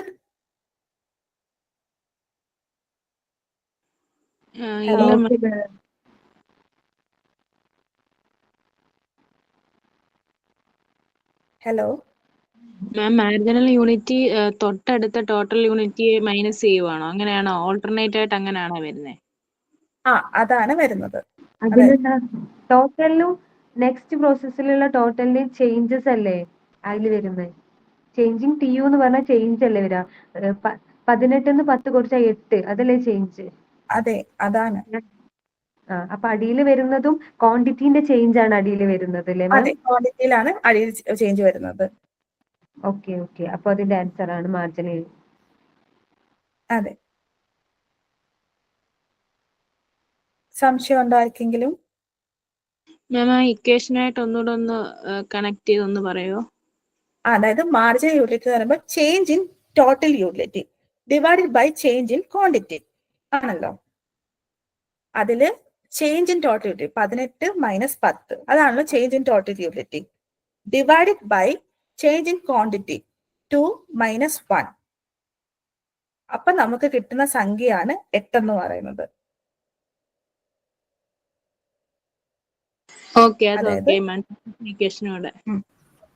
മിസ്സേ, അതെ, ഈ ടോട്ടൽ യൂണിറ്റ് ആദ്യത്തെ ദിവസം ഇപ്പൊ 10 പാനിപ്പൂരി കഴിച്ചു പറഞ്ഞു, സെക്കൻഡ് ഡേ നമ്മൾ 18 8 കൂടി വരുന്നതാണോ ഉദ്ദേശിക്കുന്നത് ഓരോ ദിവസം? ഓക്കെ മിസ്, കണ്ടിന്യൂ ചെയ്തോട്ടെ. സെക്കൻഡ് ഇക്വേഷനോട് താഴത്തെ അതുകൂടെ ഒന്ന് പറയാം. സെക്കൻഡ് ഇക്വേഷൻ എന്ന് പറയുന്നത് ആ ഇക്വേഷൻ ഞാൻ ഇതിൽ എക്സ്പ്ലെയിൻ ചെയ്തേക്കുന്നത്. അതായത് ഇപ്പൊ നമ്മളെ യൂണിറ്റ് എല്ലാം 1 എന്ന രീതിയിലാണല്ലോ കൂടുന്നത്. അങ്ങനെ സിറ്റുവേഷൻ വരുമ്പോഴാണ് നമ്മൾ സെക്കൻഡ് ഇക്വേഷൻ യൂസ് ചെയ്യുന്നത്. അതായത് TUN മൈനസ് TUN മൈനസ് 1 എന്ന് പറയുന്നത് 18 മൈനസ് 10 ആണ്. അതായത് TUN എന്ന് പറയുന്നത് നമ്മൾ ഇപ്പോഴത്തെ വാല്യൂ, N മൈനസ് 1 എന്ന് പറയുന്ന മുന്നത്തെ വാല്യൂ. അപ്പം ഇപ്പോഴത്തെ വാല്യൂ ആയിട്ടുള്ള 18 മൈനസ് 10 8. ക്ലിയർ ആണോ? ഓക്കെ മാം, കണ്ടിന്യൂ ചെയ്യാം. ഓക്കെ, അപ്പൊ നമ്മൾ ഇതാണ് ഗോസൻസ് ലോയും. ഗോസൻസ് ലോ ജസ്റ്റ് ഒന്ന് അറിഞ്ഞിരുന്നാൽ മതി, ഏതാണ് ഫസ്റ്റ് ലോ, ഏതാണ് സെക്കൻഡ് ലോ, ഏതാണ് തേർഡ് ലോ എന്നുള്ളത്. പിന്നെ വരുന്നതാണ് ഓർഡിനൽ യൂട്ടിലിറ്റി. അപ്പൊ നമ്മൾ കാർഡിനൽ യൂട്ടിലിറ്റി പറഞ്ഞു കഴിഞ്ഞ് ഇനി അടുത്ത് വരുന്ന ഓർഡിനൽ യൂട്ടിലിറ്റി ആണ്. Ordinal utility was propounded by JR ഹിക്സും RGD എലറും. ഇവർ രണ്ടുപേരുമാണ് ഓർഡിനൽ യൂട്ടിലിറ്റി കൊണ്ടുവന്നത്. 1934 ഓർഡിനൽ യൂട്ടിലിറ്റി വന്നത്. ഇനി ഓർഡിനൽ യൂട്ടിലിറ്റി പറയുന്നതെന്ന് വെച്ച് കഴിഞ്ഞാൽ യൂട്ടിലിറ്റി ഒരിക്കലും നമുക്ക് മെഷർ ചെയ്യാനോ ക്വാണ്ടിഫൈ ചെയ്യാനോ പറ്റത്തില്ല. ഞാൻ നേരത്തെ പറഞ്ഞ പോലെ അക്കങ്ങളായിട്ട് നമുക്ക് അതിനെ കാണിക്കാൻ പറ്റില്ല. നേരെ മറിച്ച് നമുക്കതിനെ ഒന്നെങ്കിൽ ഓർഡർ ചെയ്യാം, അല്ലെങ്കിൽ റാങ്ക് ചെയ്യാം, അല്ലെങ്കിൽ പ്രിഫർ ചെയ്യാം. ഇപ്പൊ നമുക്ക് ഉദാഹരണത്തിന് ഡ്രസ്സ്, ഫസ്റ്റ് നമുക്ക് ഡ്രസ്സ് കിട്ടുമ്പോൾ നമുക്ക് ഒരു സാറ്റിസ്ഫാക്ഷൻ കിട്ടുന്നു. സെക്കൻഡ് നമുക്ക് എന്താണ് ഒരു ഫോൺ വാങ്ങിക്കുമ്പോൾ നമുക്ക് രണ്ടാമത് സാറ്റിസ്ഫാക്ഷൻ തരുന്നു. നിങ്ങൾക്ക് ഒരു ലിസ്റ്റ് തന്നിട്ട് ഇതിന് ഓർഡർ നിങ്ങൾക്ക് ഏതാണ് ഏറ്റവും കൂടുതൽ സാറ്റിസ്ഫാക്ഷൻ കിട്ടുന്നത്, അങ്ങനെ നമുക്ക് ഓർഡർ ചെയ്യാം. നമുക്ക് അതിനെ റാങ്കും ചെയ്യാം, 1 2 3 ഇട്ട് റാങ്ക് ചെയ്യാം. അല്ലെങ്കിൽ പ്രിഫർ ചെയ്യാം. I prefer tea to coffee എന്ന് പറയുന്ന പോലെ എനിക്ക് കോഫീനെക്കാട്ടും ഇഷ്ടം ചായയാണ് എന്ന് പറയുന്ന പോലെ നമുക്ക് പ്രിഫറും ചെയ്യാം. ഇങ്ങനെ മാത്രമേ നമുക്ക് യൂട്ടിലിറ്റി ചെയ്യാൻ പറ്റത്തുള്ളൂ. കാരണം യൂട്ടിലിറ്റി എന്ന് പറയുന്നത് ഒരു മനുഷ്യന്റെ ഉള്ളിലുള്ള ഒരു ഫീലിംഗ് ആണ്. അതൊരു ഫീലിംഗ് ആണ്, ഒരു സാറ്റിസ്ഫാക്ഷൻ നമുക്ക് ഒരിക്കലും അളക്കാൻ പറ്റത്തില്ല എന്നുള്ളതാണ് ഓർഡിനറി യൂട്ടിലിറ്റി കൊണ്ടുവന്ന് എക്കോണമിസ്റ്റുകൾ പറയുന്നത്. ഇത്രയുമാണ് കാർഡിനൽ ഓർഡിനറി യൂട്ടിലിറ്റി എന്ന് പറയുന്നത്. അപ്പൊ മൊത്തത്തിൽ കൺസ്യൂമർ ബിഹേവിയർ ഉണ്ട്, അതിനെ യൂട്ടിലിറ്റി വെച്ച് അളക്കുന്നുണ്ട്. അതിൽ കാർഡിനൽ യൂട്ടിലിറ്റി ഉണ്ട്, ഓർഡിനറി യൂട്ടിലിറ്റി ഉണ്ട്. ഇനി ആണ് നമ്മൾ മെയിൻ ആയിട്ടുള്ള ഡിമാൻഡിലേക്ക് നമ്മൾ പോകുന്നത്, ഡിമാൻഡ് അനാലിസിസിലേക്ക് നമ്മൾ പോകുന്നത്. സോ എന്താണ് demand? Demand is the desire backed by the ability and willingness to pay for a commodity. നമ്മൾ ഒരു സാധനം, ഒരു പെർട്ടിക്കുലർ പ്രൊഡക്റ്റ് നമ്മൾ വാങ്ങിക്കാൻ പോകുമ്പോൾ നമ്മൾ എന്തൊക്കെ അവിടെ ആലോചിക്കും അല്ലേ? നമുക്ക് ഓൾറെഡി അതിനൊരു ഡിസയർ വേണം. ഇപ്പൊ നമുക്കൊരു ലാപ്ടോപ്പ് വേണം നമ്മൾ വിചാരിക്കുകയാണ്.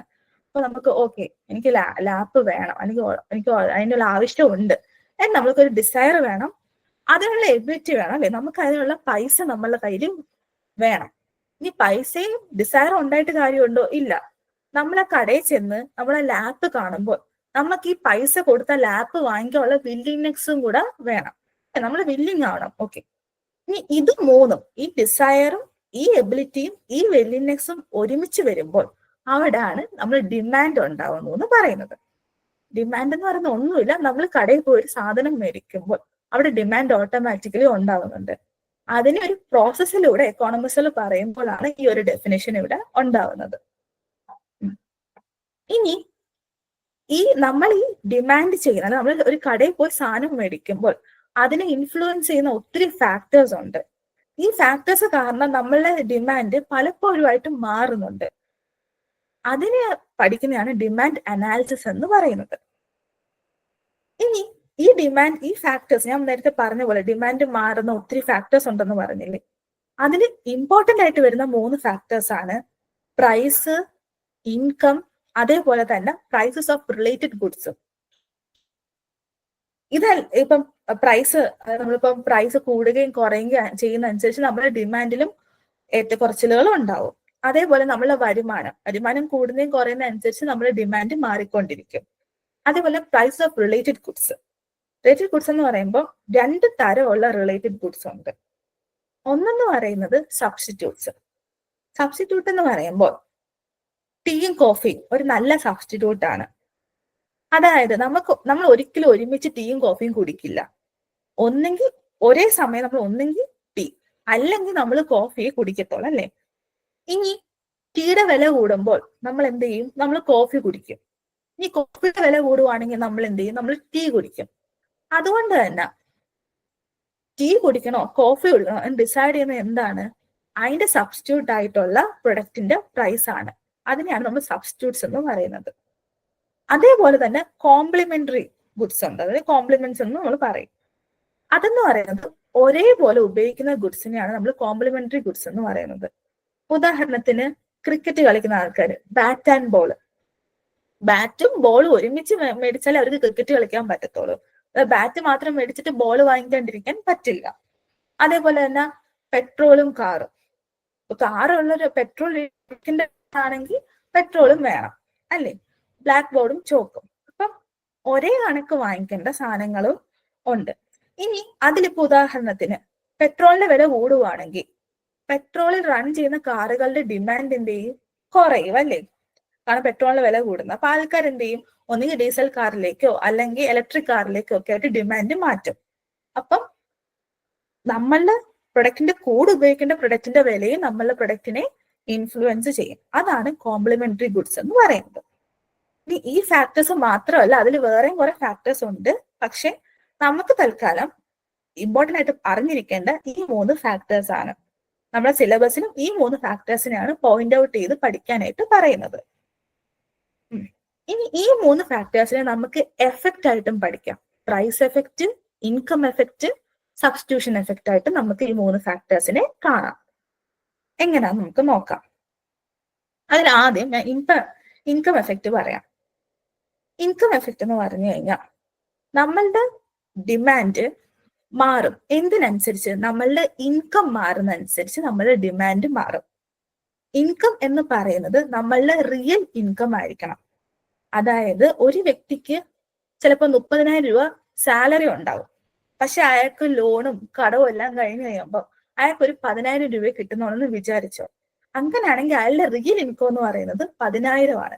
കാരണം അയാൾക്ക് 10,000 മാത്രമേ ചെലവാക്കാൻ കഴിയത്തുള്ളൂ. ബാക്കിയെല്ലാം ലോണ്, EMI അങ്ങനെയൊക്കെ തീർന്നുപോയി. അപ്പം ഒരു വ്യക്തിയുടെ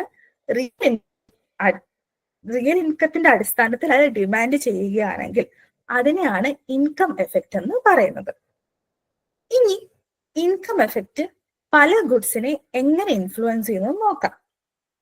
നമ്മളൊരു മാർക്കറ്റിൽ പോകുമ്പോൾ അല്ലെങ്കിൽ നമ്മളുടെ ചുറ്റും നിങ്ങൾ എവിടെയാണോ ഇരിക്കുന്നത് അതിന് ചുറ്റും നോക്കി കഴിഞ്ഞു കഴിഞ്ഞാൽ നമുക്ക് പല ടൈപ്പ് ഓഫ് ഗുഡ് തന്നെ നമുക്ക് ചുറ്റും കാണാം. ഒന്നെന്ന് പറയുന്നത് നോർമൽ ഗുഡ്. നോർമൽ ഗുഡ് എന്ന് പറയുമ്പോൾ നമുക്ക് എല്ലാവർക്കും ആവശ്യമായിട്ടുള്ള സാധനങ്ങൾ. ഇപ്പൊ നമ്മൾ യൂസ് ചെയ്യുന്ന ബ്രഷ്, പേസ്റ്റ്, വാട്ടർ ബോട്ടിൽ, അങ്ങനെയുള്ള ബെഡ്ഷീറ്റ്സ്, ഇതെല്ലാം എന്ന് പറയുമ്പോൾ നോർമൽ ഗുഡ്സ് ആണ്. നമ്മൾ എപ്പോഴും ഉപയോഗിക്കുന്നുണ്ട്. അതിന്റെ പൈസയൊക്കെ ഒത്തിരി അങ്ങ് ചേഞ്ച് വരുത്തതും ഇല്ല. പിന്നെ വന്ന് ഇൻഫീരിയർ ഗുഡ്സ്. ഇൻഫീരിയർ ഗുഡ്സ് എന്ന് പറയുമ്പം നമ്മൾ ഭയങ്കര ചീപ്പായിട്ടുള്ള ഗുഡ്സ്, ഭയങ്കര ചീപ്പായിട്ടും, ഉദാഹരണത്തിന് പണ്ടുള്ള ബുക്കുകളിലൊക്കെ എക്സാമ്പിൾ ആയിട്ട് കൊടുക്കുന്നത് പറയുമ്പം ഇതാണ് കഞ്ഞി. അതായത് നമ്മള് കഞ്ഞി എന്ന് പറയുമ്പോൾ തീരെ പൈസ ഇല്ലാത്ത സമയം നമ്മൾ കുടിക്കും. ലേറ്റർ പൈസ കൂടുന്നതനുസരിച്ച് നമ്മളെ ഫുഡ് മാറിക്കൊണ്ടിരിക്കും. ഇതാണ് ഇൻഫീരിയർ ഗുഡ് എന്ന് പറയുന്നത്. അപ്പൊ ഇങ്ങനെ പല ടൈപ്പ്. പിന്നെ ലക്ഷറി ഗുഡ്സ് കാണും. ചിലവർക്ക് ഗോൾഡ് കാണും, ഡയമണ്ട് കാണും, പിന്നെ ലക്ഷറി ആയിട്ടുള്ള ബ്രാൻഡഡ് സാധനങ്ങൾ കാണും. ഇതൊക്കെ ലക്ഷറി ഗുഡ്സ്. അപ്പൊ നമ്മൾ ചുറ്റും നമുക്ക് പല ടൈപ്പ് ഓഫ് ഗുഡ്സ് കാണാം. ഈ ഗുഡ്സും ഈ ഇൻകം എഫക്റ്റ് നമ്മളുടെ റിലേഷൻഷിപ്പ് നോക്കാം. ഒരു നോർമൽ ഗുഡിൽ ഞാൻ നേരത്തെ പറഞ്ഞ പോലെ നമ്മൾ ഉപയോഗിക്കുന്ന ഡെയിലി ഉപയോഗിക്കുന്ന പേസ്റ്റ്, ബ്രഷ്, വാട്ടർ ബോട്ടിൽ, അല്ലെങ്കിൽ ബെഡ്ഷീറ്റ്സ്, അല്ലെങ്കിൽ അങ്ങനെയുള്ള സാധനങ്ങളെല്ലാം ആ ഒരു നോർമൽ ഗുഡില് എങ്ങനെ നമ്മളുടെ റിയൽ ഇൻകം ഇൻഫ്ലുവൻസ് ചെയ്യുന്നു നോക്കാം. റിയൽ ഇൻകം കൂടുന്ന അനുസരിച്ച് നമ്മളെ നോർമൽ ഗുഡും കൂടും അല്ലേ? നമ്മളിപ്പം സാധാ അത്രയും വിലയൊന്നും ഇല്ല എന്ന് നമുക്ക് വേണ്ട സാധനങ്ങളാണെങ്കിൽ നമ്മൾ ഇൻകം കൂടുന്നതനുസരിച്ച് നമ്മൾ എന്ത് ചെയ്യും? കൂടുതൽ മേടിക്കും അല്ലേ? അപ്പൊ നോർമൽ ഗുഡ് ഇൻകം കൂടുന്നതനുസരിച്ച് കൂടും. ഇൻഫീരിയർ ഗുഡ് ആണെങ്കിലോ ഇൻകം കൂടുന്നതനുസരിച്ച് അത് കുറയും. കാരണം ഇൻകം നമ്മൾ ഒത്തിരി കൂടുന്തോറും നമ്മൾ ഭയങ്കര ചീപ്പായിട്ടുള്ള സാധനങ്ങളൊക്കെ നമ്മൾ വിട്ടിട്ട് കുറച്ചും കൂടെ ബെറ്റർ ആയിട്ടുള്ള സാധനങ്ങളിലേക്ക് നമ്മൾ ഷിഫ്റ്റ് ആവും. അപ്പം ഇൻകം കൂടുന്നതനുസരിച്ച് ഇൻഫീരിയർ ഗുഡിന്റെ ഡിമാൻഡ് കുറയും, നോർമൽ ഗുഡിന്റെ ഡിമാൻഡ് കൂടും. അപ്പൊ ഈ ഒരു റിലേഷൻഷിപ്പ് നിങ്ങൾ പഠിച്ചിരിക്കേണ്ടതാണ്. കാരണം ഈ റിലേഷൻഷിപ്പിൽ ബേസ് ചെയ്തിട്ട് ക്വസ്റ്റ്യൻസ് വരാറുണ്ട്. അവിടാണ് ഏറ്റവും കൂടുതൽ എക്കണോമിക്സിൽ ബാക്ക്ഗ്രൗണ്ട് ഇല്ലാത്തവർക്ക് കൺഫ്യൂഷൻ വരാൻ പോകുന്നത്. ഇൻകം കൂടുമ്പോൾ നോർമൽ ഗുഡിൽ എന്ത് പറ്റും, ഇൻകം കൂടുമ്പോൾ ഇൻഫീരിയർ ഗുഡിന് എന്ത് പറ്റും എന്നുള്ള ചോദ്യം ഭയങ്കര ഇമ്പോർട്ടന്റ് ആണ്. അടുത്ത എഫക്റ്റ് ആണ് സബ്സ്റ്റിറ്റ്യൂഷൻ എഫക്റ്റ് എന്ന് പറയുന്നത്. അതെന്ന് പറയുന്നത് സബ്സ്റ്റിറ്റ്യൂഷൻ ഞാൻ നേരത്തെ പറഞ്ഞ പോലെ ടീ ഓർ കോഫി.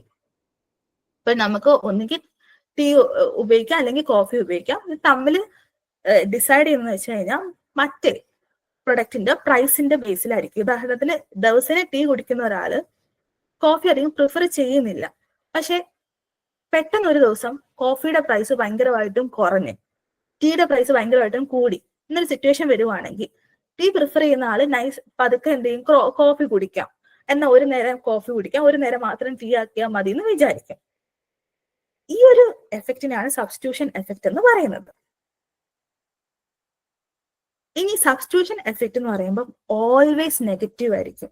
അതായത് ടീന്റെ പ്രൈസ് കൂടുമ്പോൾ കോഫി നമ്മൾ പ്രിഫർ ചെയ്യും, കോഫിയുടെ ഡിമാൻഡ് കൂടും. ടീന്റെ പ്രൈസ് കൂടുമ്പോൾ കോഫീന്റെ ഡിമാൻഡ് കൂടും. എങ്ങനെയാണ്?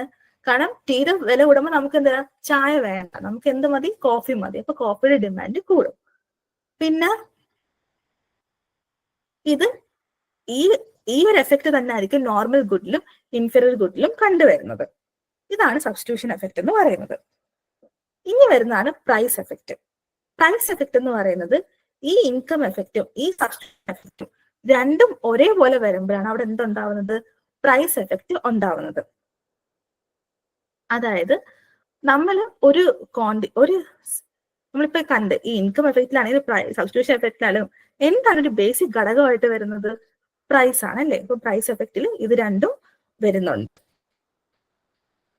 അപ്പം ഒരു ക്വാണ്ടിറ്റി, അതായത് നമ്മള് എന്താണ് പ്രൈസ് മാറുന്ന അനുസരിച്ച് നമ്മളെ ഡിമാൻഡ് മാറുമ്പോഴാണ് അവിടെ എന്തുണ്ടാവുന്നത്? പ്രൈസ് എഫക്റ്റ് ഉണ്ടാവുന്നത്. ഇത്രയുമാണ് 3 എഫക്ട്സ് എന്ന് പറയുന്നത്. ഇൻകം എഫക്റ്റും സബ്സ്റ്റിറ്റ്യൂഷൻ എഫക്റ്റും രണ്ടും കൂടെ ചേരുമ്പോൾ അവിടെ എന്താവും? പ്രൈസ് എഫക്റ്റ് ഉണ്ടാവും. അപ്പൊ ഇത് എപ്പോഴും വരുന്ന ഒരു ക്വസ്റ്റ്യൻ ആണ്. ഇൻകം എഫക്റ്റും സബ്സ്റ്റിറ്റ്യൂഷൻ എഫക്റ്റും ഒരേപോലെ കാണുന്ന ഏത് എഫക്റ്റിലാണെന്ന്? പ്രൈസ് എഫക്റ്റിലാണ് ഒരേപോലെ രണ്ടും കാണുന്നത്. പിന്നെ ഞാൻ നേരത്തെ പറഞ്ഞ പോലെ ഈ ഒരു ഡയഗ്രാം, ഈ ഒരു ടേബിൾ നിങ്ങൾക്ക് ഭയങ്കരമായിട്ട് ഇമ്പോർട്ടന്റ് ആയിട്ടുള്ള സാധനമാണ്. എങ്ങനെയാണ് നോർമൽ ഗുഡും ഇൻഫീരിയർ ഗുഡും ലക്ഷറി ഗുഡും മാറുന്നത്? അതായത് ഇൻകവും പ്രൈസും മാറുമ്പോൾ, ഇൻകം കൂടുമ്പോൾ നോർമൽ ഗുഡിന്റെ ഡിമാൻഡ് കൂടും, ഇൻകം കൂടുമ്പോൾ ഇൻഫീരിയർ ഗുഡിന്റെ ഡിമാൻഡ് കുറയും. പിന്നെ ലക്ഷറി ഗുഡിന്റെ കേസ് ആണെങ്കിലോ ഇൻകം കൂടുമ്പോൾ തീർച്ചയായും ലക്ഷറി ഗുഡ്സിന്റെ ഡിമാൻഡും കൂടും. കാരണം നമുക്ക് ബ്രാൻഡഡ് സാധനങ്ങളൊക്കെ ഇൻകം കൂടുമ്പോൾ നമ്മൾ ഏറ്റവും കൂടുതൽ മേടിച്ചു തുടങ്ങും അല്ലേ? അതേപോലെ തന്നെ പ്രൈസിന്റെ കേസിൽ വന്നാലോ, പ്രൈസ് കൂടുമ്പോൾ നോർമൽ ഗുഡ്സിന്റെ ഡിമാൻഡ് കുറയും. കാരണം നമ്മൾ നോർമൽ ഗുഡ്സിൽ നിന്ന് മാറി കുറച്ചും കൂടെ ബ്രാൻഡഡ് സാധനങ്ങളും കുറച്ചും കൂടെ ലക്ഷറി സാധനങ്ങളിലേക്ക് നമുക്ക് പോകാനുള്ള ടെൻഡൻസി കുറച്ച് കൂടുതലായിരിക്കും. അല്ല സോറി, നോർമൽ ഗുഡ്സിന്റെ പ്രൈസ് കൂടുമ്പോൾ ഡിമാൻഡ് കുറയും. അതായത് നോർമൽ ഗുഡ്സിന് വില കൂടുമ്പോൾ, ഉദാഹരണത്തിന് നമുക്ക് നമ്മൾ ഡെയിലി യൂസ് ചെയ്യുന്ന എന്തെങ്കിലും ആയിക്കോട്ടെ, കുറച്ച് വിലയുള്ള യൂട്ടൻസ് വീട്ടിൽ ഉപയോഗിക്കുന്ന കിച്ചണിൽ ഉപയോഗിക്കുന്ന പാത്രങ്ങളായിക്കോട്ടെ, വില കൂടുവാണെങ്കിൽ നമ്മൾ വിചാരിക്കും അന്ന് വില ഇരിക്കട്ടെ, വില കുറഞ്ഞിട്ട് നമുക്ക് മേടിക്കാം എന്ന് വിചാരിച്ച് നമ്മൾ മാറ്റിവെക്കും. അതാണോ പ്രൈസ് നമ്മൾ നോർമൽ ഗുഡ് കൂടുമ്പോൾ അതിന്റെ ഡിമാൻഡ് കുറയും. ഇനി ഇൻഫീരിയർ ഗുഡ് ആയിക്കോട്ടെ, ഇൻഫീരിയർ ഗുഡ് ചീപ്പ് ഗുഡ് ആയിരുന്നു, പക്ഷെ പ്രൈസ് കൂടുന്നു. അപ്പൊ നമ്മൾ ഒരിക്കലും പ്രൈസ് കൂടിയാലും കുഴപ്പമില്ല, അധികം വ്യത്യാസം വരുന്നില്ല. ഇൻഫീരിയർ ഗുഡ്സിന്റെ പ്രൈസ് ഒത്തിരി കൂടത്തില്ല. പ്രൈസ് കൂടിയാലും നമ്മൾ അതിന്റെ ഡിമാൻഡ് നമ്മൾ അതിനെ മേടിക്കും. ലക്ഷറി ഗുഡ് എന്ന് പറയുമ്പോൾ പ്രൈസ് കൂടിയാലേ നമുക്ക് അതിന് ഡിമാൻഡ് ഉണ്ടാവത്തുള്ളൂ. ബ്രാൻഡഡ് സാധനങ്ങൾക്ക് എപ്പോഴും പ്രൈസ് കൂടുമ്പോഴാണ് നമ്മൾ ഡിമാൻഡ് ഒത്തിരി വരുന്നത്. ഈ ഒരു റിലേഷൻഷിപ്പ് നമ്മൾ ഭയങ്കര ഇമ്പോർട്ടന്റ് ആണ്. ഈ ഒരു റിലേഷൻഷിപ്പ് എപ്പോഴും ചോദിക്കാറുമുണ്ട്. ഈ ഒരു റിലേഷൻഷിപ്പാണ് നമുക്ക് ഏറ്റവും കൂടുതൽ തെറ്റ് പറ്റുന്നത്. ഇത്രയുമാണ് നമ്മളുടെ ഗുഡ്സും ഇൻകം എഫക്റ്റും പ്രൈസ് എഫക്റ്റും യൂട്ടിലിറ്റിയും എന്നൊക്കെ പറയുന്നത്. അടുത്ത നമുക്ക് ഇൻഡിഫറൻസ് കർവിലേക്ക് പോകാം. എന്താണ് ഇൻഡിഫറൻസ് കർവ് എന്ന് പറയുന്നത്? ഇൻഡിഫറൻസ് കർവ് എന്ന് പറയുന്നത് നമുക്ക് 2 ഗുഡ് മേടിക്കുമ്പോൾ നമുക്ക് കിട്ടുന്ന ഒരു സാറ്റിസ്ഫാക്ഷൻ ഉണ്ട്. ഇനി ഇതേപോലെ നമ്മൾ 2 ഗുഡാണോ ഡെയിലി വാങ്ങിക്കുന്നത്? അല്ല, പല ഗുഡുകൾ വാങ്ങിക്കുന്നുണ്ട് അല്ലേ? ഈ ഗുഡുകളിൽ നിന്ന് നമുക്ക് കിട്ടുന്ന സാറ്റിസ്ഫാക്ഷൻ എല്ലാം കൂടെ ലിങ്ക് ചെയ്ത് ഒരു ഗ്രാഫ് പോലെ വരയ്ക്കുവാണെങ്കിൽ ആ ഒരു ഗ്രാഫിനെയാണ്, അല്ലെങ്കിൽ ആ ഒരു ഈക്വൽ ലെവൽ ഓഫ് സാറ്റിസ്ഫാക്ഷൻ തരുന്ന ഒരു ലോക്കസ് ഓഫ് പോയിന്റ്സിനെയാണ് ഇൻഡിഫറൻസ് കർവ് എന്ന് പറയുന്നത്. Indifference curve is defined as the locus of points of different combinations of different goods which gives an equal level of satisfaction. ഉദാഹരണത്തിന് ഫുഡും ക്ലോതിങ്ങും നമുക്ക് എക്സാമ്പിൾ ആയിട്ട് എടുത്തു കഴിഞ്ഞാൽ 12 ക്ലോതും ഒരു ഫുഡും നമുക്കൊരു സാറ്റിസ്ഫാക്ഷൻ തരുന്നുണ്ട്, അതിന് നമുക്ക് എ എന്ന് വിളിക്കാം. അതേപോലെ തന്നെ 6 ക്ലോതും 2 ഫുഡും നമുക്ക് അതേ സെയിം ലെവൽ ഓഫ് സാറ്റിസ്ഫാക്ഷൻ തരുന്നുണ്ട്, അതേ നമുക്ക് ബി എന്ന് വിളിക്കാം. ഇനി 3 ഫുഡും 4 ക്ലോതിങ്ങും സാറ്റിസ്ഫാക്ഷൻ തരുന്നുണ്ട്. 4 ഫുഡും 3 ക്ലോതിങ്ങും നമുക്ക് ആ സെയിം ലെവൽ ഓഫ് സാറ്റിസ്ഫാക്ഷൻ തരുന്നുണ്ട്. ഇതിനെ എല്ലാത്തിനും കൂടെ നമ്മൾ ലിങ്ക് ചെയ്ത് പറയുന്നതിനെയാണ്, അല്ലെങ്കിൽ ഈ ഒരേ ലെവൽ ഓഫ് സാറ്റിസ്ഫാക്ഷൻ തരുന്ന പോയിന്റ്സിനെ എല്ലാം കൂടെ നമ്മൾ ചേർത്ത് വിളിക്കുന്നതാണ് ഇൻഡിഫറൻസ് കർവ് എന്ന്. ഇനി ഈ പോയിന്റ്സിൽ കൺസ്യൂമർ ഒരിക്കലും ഇൻഡിഫറന്റ് അല്ല. അതായത് ഇപ്പം എ വേണോ ബി വേണോ സി വേണോ ഡി വേണോ എന്ന് ചോദിച്ചാൽ കൺസ്യൂമർ എല്ലാം ഒരേപോലെയാണ്. അതല്ല എ ആണ് ബെറ്റർ അല്ലെങ്കിൽ ബി ആണ് ബെറ്റർ എന്നൊന്നും പറയില്ല. അപ്പം എല്ലാ പോയിന്റും കൺസ്യൂമറിന് ഒരേപോലാണ്. അതുകൊണ്ടാണ് ഇതിനെ നമ്മൾ ഇൻഡിഫറൻസ് കർവ് എന്നൊരു പേര് വന്നത്. ഇതാണ് ഇൻഡിഫറൻസ് കർവ് എന്ന് പറയുന്നത്. ഇനി ഇൻഡിഫറൻസ് കർവിന് പ്രോപ്പർട്ടീസ് ഉണ്ട്. ആ പോയിന്റ് മനസ്സിലായില്ല. ലാസ്റ്റ് പറഞ്ഞതോ, അതായത് നമുക്ക് എ പോയിന്റ് ഉണ്ട്, ബി പോയിന്റ് ഉണ്ട്, സി പോയിന്റ് ഉണ്ട്, ഡി പോയിന്റ് ഉണ്ട്. നമ്മളോട് ചോദിക്കുകയാണ് നിങ്ങൾക്ക് എ എന്ന് പറയുന്ന ബാസ്ക്കറ്റ് വേണോ, അതായത് 12 ക്ലോത്തും ഒരു ഫുഡും വേണോ, അതോ 6 ബി എന്നുള്ള ബാസ്ക്കറ്റ്, അതായത് 6 ക്ലോത്തും 2 ഫുഡും വേണോ, അത് സി എന്നുള്ള ബാസ്ക്കറ്റ് 4 ക്ലോത്തും 3 ഫുഡും വേണോ, അല്ലെങ്കിൽ ഡി എന്നുള്ള ബാസ്ക്കറ്റ് വേണോ എന്ന് നമ്മളോട് ചോദിക്കുക.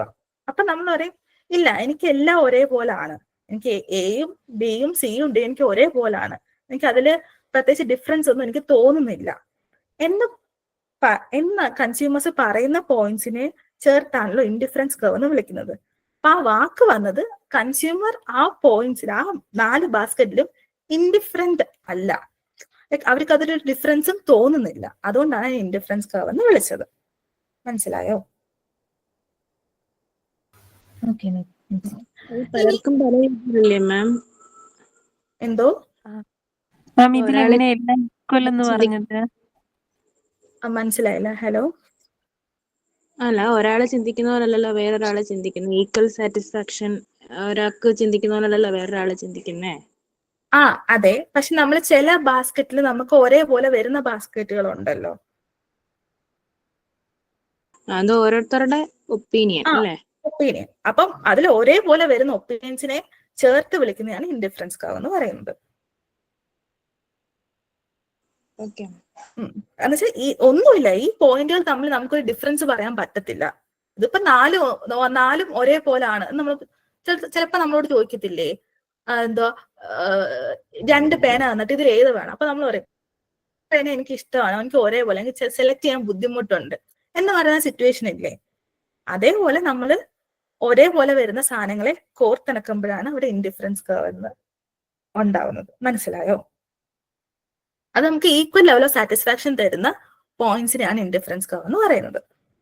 മിസ് ഇതില് കൺഫ്യൂഷൻ വരുന്നത് ഇതിങ്ങനെ ഡിക്രീസിങ് പോലെയല്ലേ പോകുന്നത്, അതുകൊണ്ട് ഒരു കൺഫ്യൂഷൻ വരുന്നത്. അതൊരു ആ കർവിന്റെ ഷേപ്പ് അങ്ങനെ ആയതുകൊണ്ടാ.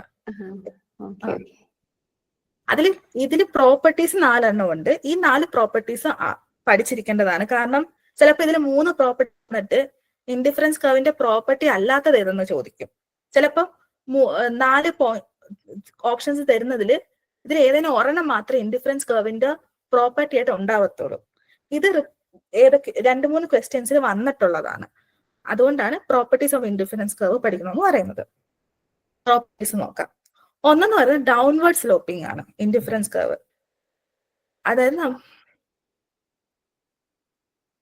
അതായത് ഡൗൺവേർഡ് സ്ലോപ്പിംഗ് ഉണ്ടാവുന്നതെന്ന് വെച്ച് കഴിഞ്ഞാൽ നമ്മൾ നേരത്തെ പറഞ്ഞ പോലെ ഫുഡ് കൂട്ടണമെങ്കിൽ നമുക്ക് എന്ത് ചെയ്യണം? ക്ലോതിങ് കുറയ്ക്കണം അല്ലേ? അപ്പം ഒരെണ്ണത്തിനെ സാക്രിഫൈസ് ചെയ്തുകൊണ്ട് മാത്രമേ നമുക്ക് മറ്റേനെ കൂട്ടാൻ പറ്റത്തുള്ളൂ. ഇപ്പൊ ഈ പോയിന്റ്സുകൾ കാണിക്കുന്നത് അങ്ങനെയാണ്. അതുകൊണ്ടാണ് അത് ഡൗൺവേർഡ് സ്ലോപ്പിംഗ് എന്ന് പറയുന്നത്. അപ്പൊ ഡൗൺവേർഡ് സ്ലോപ്പിംഗ് അതിന്റെ ഒരു പ്രോപ്പർട്ടി ആണ്. രണ്ടാമത്തെ പ്രോപ്പർട്ടി എന്ന് പറയുമ്പോൾ കോൺവെക്സ് ടു ദി ഒറിജിൻ ആണ്. അതിന്റെ റീസൺ എന്ന് പറയുന്നത് മാർജിനൽ റേറ്റ് ഓഫ് സബ്സ്റ്റിറ്റ്യൂഷൻ. അതും ഇതേപോലെ തന്നെ ഗുഡ് എക്സ് ഗുഡ് കൂട്ടണമെങ്കിൽ എന്ത് സബ്സ്റ്റിറ്റ്യൂട്ട് ചെയ്യണം? വൈ ഗുഡ് സബ്സ്റ്റിറ്റ്യൂട്ട് ചെയ്യണം. ഇനി ഈ സബ്സ്റ്റിറ്റ്യൂഷൻ എന്ന് പറയുന്നത് എന്താ? ഡിക്രീസ് ചെയ്തുകൊണ്ടിരിക്കും. അതുകൊണ്ടാണ് അത് കോൺവെക്സ് ടു ദി ഒറിജിൻ എന്ന് പറയുന്നത്. പിന്നെ ഹയർ കർവ്സ്, അതായത് ഇപ്പം IC1, അതായത് നമ്മൾ indifference curve 1, indifference curve 2, indifference curve 3 ഉണ്ട്. ഇനി ഈ ഇൻഡിഫറൻസ് കർവ് 2 ഇൻഡിഫറൻസ് കർവ് 1-നെക്കാട്ടിയും ഹയർ യൂട്ടിലിറ്റി തരുന്നുണ്ട്. ഇനി ഇൻഡിഫറൻസ് 3 ഇൻഡിഫറൻസ് 2-നെക്കാട്ടിയും ഹയർ യൂട്ടിലിറ്റി തരുന്നുണ്ട്. അപ്പം ഇൻഡിഫറൻസ് കർവ് കൂടുന്നതനുസരിച്ച് നമ്മളെ യൂട്ടിലിറ്റി കൂടിക്കൊണ്ടിരിക്കും. പിന്നെ 2 ഇൻഡിഫറൻസ് കർവ് തമ്മിൽ ഒരിക്കലും ഇന്റർസെക്ട് ചെയ്യത്തില്ല. അത് രണ്ടും ഒരിക്കലും തമ്മിൽ ക്രോസ് ആയി പോകത്തില്ല. ഇങ്ങനെ പാരലായിട്ട് പോയിക്കൊണ്ടിരിക്കും. Parallel in the sense cross ആവാതെ പോയിക്കൊണ്ടിരിക്കും. ഇതാണ് ഇൻഡിഫറൻസ് കർവിന്റെ പ്രോപ്പർട്ടീസ് എന്ന് പറയുന്നത്. ഒന്ന് ഡൗൺവേർഡ് സ്ലോപ്പിംഗ് ആണ്, കോൺവെക്സ് ടു ദി ഒറിജിൻ ആണ്, higher indifference curve higher utility തരുന്നുണ്ട്, അത് തമ്മിൽ ഇന്റർസെക്ട് ചെയ്യത്തില്ല. ഈ 4 പ്രോപ്പർട്ടീസും ഓർത്തിരിക്കണം. ജസ്റ്റ് ഡൗൺവേർഡ് സ്ലോപ്പിംഗ് ആണ്, കോൺവെക്സ് ആണ്, ഹയർ യൂട്ടിലിറ്റി തരുന്നുണ്ട്, ഹയർ കർവ്സ് ഇന്റർസെക്ട് ചെയ്യത്തില്ല. ഈ 4 സാധനവും ഓർത്തിരിക്കണം. കാരണം ഓപ്ഷനിൽ അതേപോലെ ട്രിക്ക് ആയിട്ട് ക്വസ്റ്റ്യൻസ് വരാൻ ചാൻസ് ഉണ്ട്. മാം, ഇന്റർസെക്ട് ചെയ്യത്തില്ലെന്ന് പറയുമ്പോൾ ഒരു ഗ്രാഫിൽ തന്നെയാണോ എല്ലാം വരുന്നേ? 3 എണ്ണവും വരുന്നേ? അതായത് ഇപ്പം ഈ IC2 ഇപ്പം ഇങ്ങനെ പോകത്തില്ല. IC1-ന്റെ താഴെ കൂടെയോ അല്ലെങ്കിൽ IC1 ഒരിക്കലും ഇതിന്റെ മുകളിലൂടെ ഒന്നും പോകത്തില്ല. അത് ഇങ്ങനെ ഒരു പാരല് പോലെ പോകത്തുള്ളൂ, ഒരിക്കലും തമ്മിൽ ക്രോസ് ആകത്തില്ല. മിസ്സേ, അതായത് ഇപ്പൊ 2 ഇൻഡിഫറൻസ് കർവ് വരുന്നത് 2 പ്രൊഡക്റ്റിന് കറസ്പോണ്ടിങ് ആയിട്ടായിരിക്കോ? എന്ന് വെച്ചാ അല്ല, ഇപ്പൊ 2 ഇൻഡിഫറൻസ് കർവ്സ് ഇന്റർസെക്ട് ചെയ്യില്ല എന്ന് പറഞ്ഞില്ലേ? അപ്പൊ അത് ആ, രണ്ടും എന്തിനെ ബേസ് ചെയ്തിട്ടായിരിക്കും കൺസ്ട്രക്ട് ചെയ്യുക? ഒരു എക്സാമ്പിൾ വെച്ചിപ്പോ പറയുവാണെങ്കിൽ 2 കർവും ഓരോന്നും അതായത് എന്തിനെ വെച്ചിട്ടായിരിക്കും ചെയ്യാം? അതായത് ഇപ്പം ക്ലോതിങ് ഫുഡും തന്നെ ആയിക്കോട്ടെ, അത് പല ലെവലിലുണ്ട്. അതായത് ഉദാഹരണം നമ്മളുടെ വരുമാനം കൂടുമ്പം ഇൻഡിഫറൻസ് കർവ് കൂടും. അതായത് നമുക്ക് അതിൽ നിന്ന് കിട്ടുന്ന യൂട്ടിലിറ്റി കുറേ കൂടെ കൂടുതലായിരിക്കും. ഇപ്പൊ ഞാൻ നേരത്തെ ഈ പറഞ്ഞ ക്വാണ്ടിറ്റി ആയിരിക്കത്തില്ല, അതിൽ കൂടുതൽ നമ്മൾ വാങ്ങിക്കും വരുമാനം കൂടുമ്പോ അല്ലേ. ചിലപ്പോൾ 12 കൂടുതൽ എന്താണ് ക്ലോതിങ് ഒത്തിരി മേടിക്കും, ഫുഡ് ഒത്തിരി മേടിക്കും. അതേപോലെ തന്നെ ഇതിന്റെ പ്രൈസ് കുറയുമ്പോൾ നമ്മൾ ഇതിൽ ചേഞ്ചസ് വരും. അതനുസരിച്ചാണ് നമ്മൾ ഈ ഓരോ ഇൻഡിഫറൻസ് കർവ് ഉണ്ടാക്കുന്നത്. ഇനി ഇതിനെ എല്ലാത്തിനും നമ്മൾ ചേർത്ത് വിളിക്കുന്നതാണ് ഇൻഡിഫറൻസ് മാപ്പ് എന്നാണ് ഇതിനെ വിളിക്കുന്നത്. പക്ഷെ നിങ്ങൾക്ക് അത്രയും ഡെപ്തിൽ പഠിക്കണ്ട, ജസ്റ്റ് ഡൗൺവേർഡ് സ്ലോപ്പിംഗ് ആണ്, കോൺവെക്സ് ആണ്, higher utility, higher curves higher utility തരുന്നു, ഇന്റർസെക്ട് ചെയ്യുന്നില്ല. ഈ 4 പോയിന്റ് ഓർത്തിരുന്നാൽ മതി. മാം 3 കർവുള്ള ആ ഫിഗർ ഒന്ന് കാണിക്കുവോ? ഇതിപ്പോ ആ സ്ലൈഡിലാണോ നിൽക്കുന്നത്? അല്ലല്ല, പ്രോപ്പർട്ടീസ് ഓഫ് ഇൻഡിഫറൻസ് കർവ്സ് അതെ, ഇതിപ്പം അതാണ്ട് ആ സ്ലൈഡ് തന്നെ 3 ഇൻഡിഫറൻസ് കർവ് ഉള്ള. അതെ മാം. ഓക്കെ. ഇനി പല ടൈപ്പ് ഓഫ് ഇൻഡിഫറൻസ് കർവ് ഉണ്ട്. ഒന്നെന്ന് പറയുന്നത് നമ്മളിപ്പം ഇത്രയും നേരം കണ്ടുകൊണ്ടിരുന്നത് നോർമൽ ഗുഡിന്റെ ഇൻഡിഫറൻസ് കർവ് ആണ്. അതിന് നമ്മൾ നേരത്തെ പറഞ്ഞ അതേ സെയിം പ്രോപ്പർട്ടീസ് ആണ്, കോൺവെക്സ് ടു ദി ഒറിജിൻ ആണ്, അങ്ങനെ. ഇനി കോംപ്ലിമെന്ററി ഗുഡ്സ് ഞാൻ നേരത്തെ പറഞ്ഞില്ലേ, ബാറ്റും ബോളും അല്ലെങ്കിൽ ബ്ലാക്ക് ബോർഡും വൈറ്റ് ചോക്കും പെട്രോൾ കാറും പെട്രോളും, ഇതെന്നൊക്കെ പറയുന്നത് കോംപ്ലിമെന്ററി ഗുഡ്സ് ആണ്. ഈ കോംപ്ലിമെന്ററി ഗുഡ്സിന്റെ ഇൻഡിഫറൻസ് കർവ് എന്ന് പറയുമ്പോൾ എൽ ഷേപ്ഡ് ആയിരിക്കും. കാരണം രണ്ടും നമ്മൾ ഒരേ സമയത്താണ് മേടിക്കേണ്ടത്, ഒരേപോലാണ് മേടിക്കേണ്ടത്. അതുകൊണ്ടാണ് അത് എൽ ഷേപ്ഡിലേക്ക് ആയത്. ഇനി അതായത് ഒന്നെങ്കിൽ ടീ അല്ലെങ്കിൽ കോഫി, നമ്മൾ അതില് പെർഫെക്റ്റ് സബ്സ്റ്റിറ്റ്യൂട്ട് എന്ന് പറയുമ്പോൾ പക്ക ടീ എടുത്തു കഴിഞ്ഞാൽ നമ്മൾ പിന്നെ ചായ എടുത്തു കഴിഞ്ഞാൽ നമ്മൾ കോഫി എടുക്കൂല. അങ്ങനെ സിറ്റുവേഷനിൽ ഇൻഡിഫറൻസ് കർവ് എന്ന് പറയുമ്പോൾ ഡൗൺവേർഡ് സ്ലോപ്പിംഗ് ലൈൻസ് ആയിരിക്കും.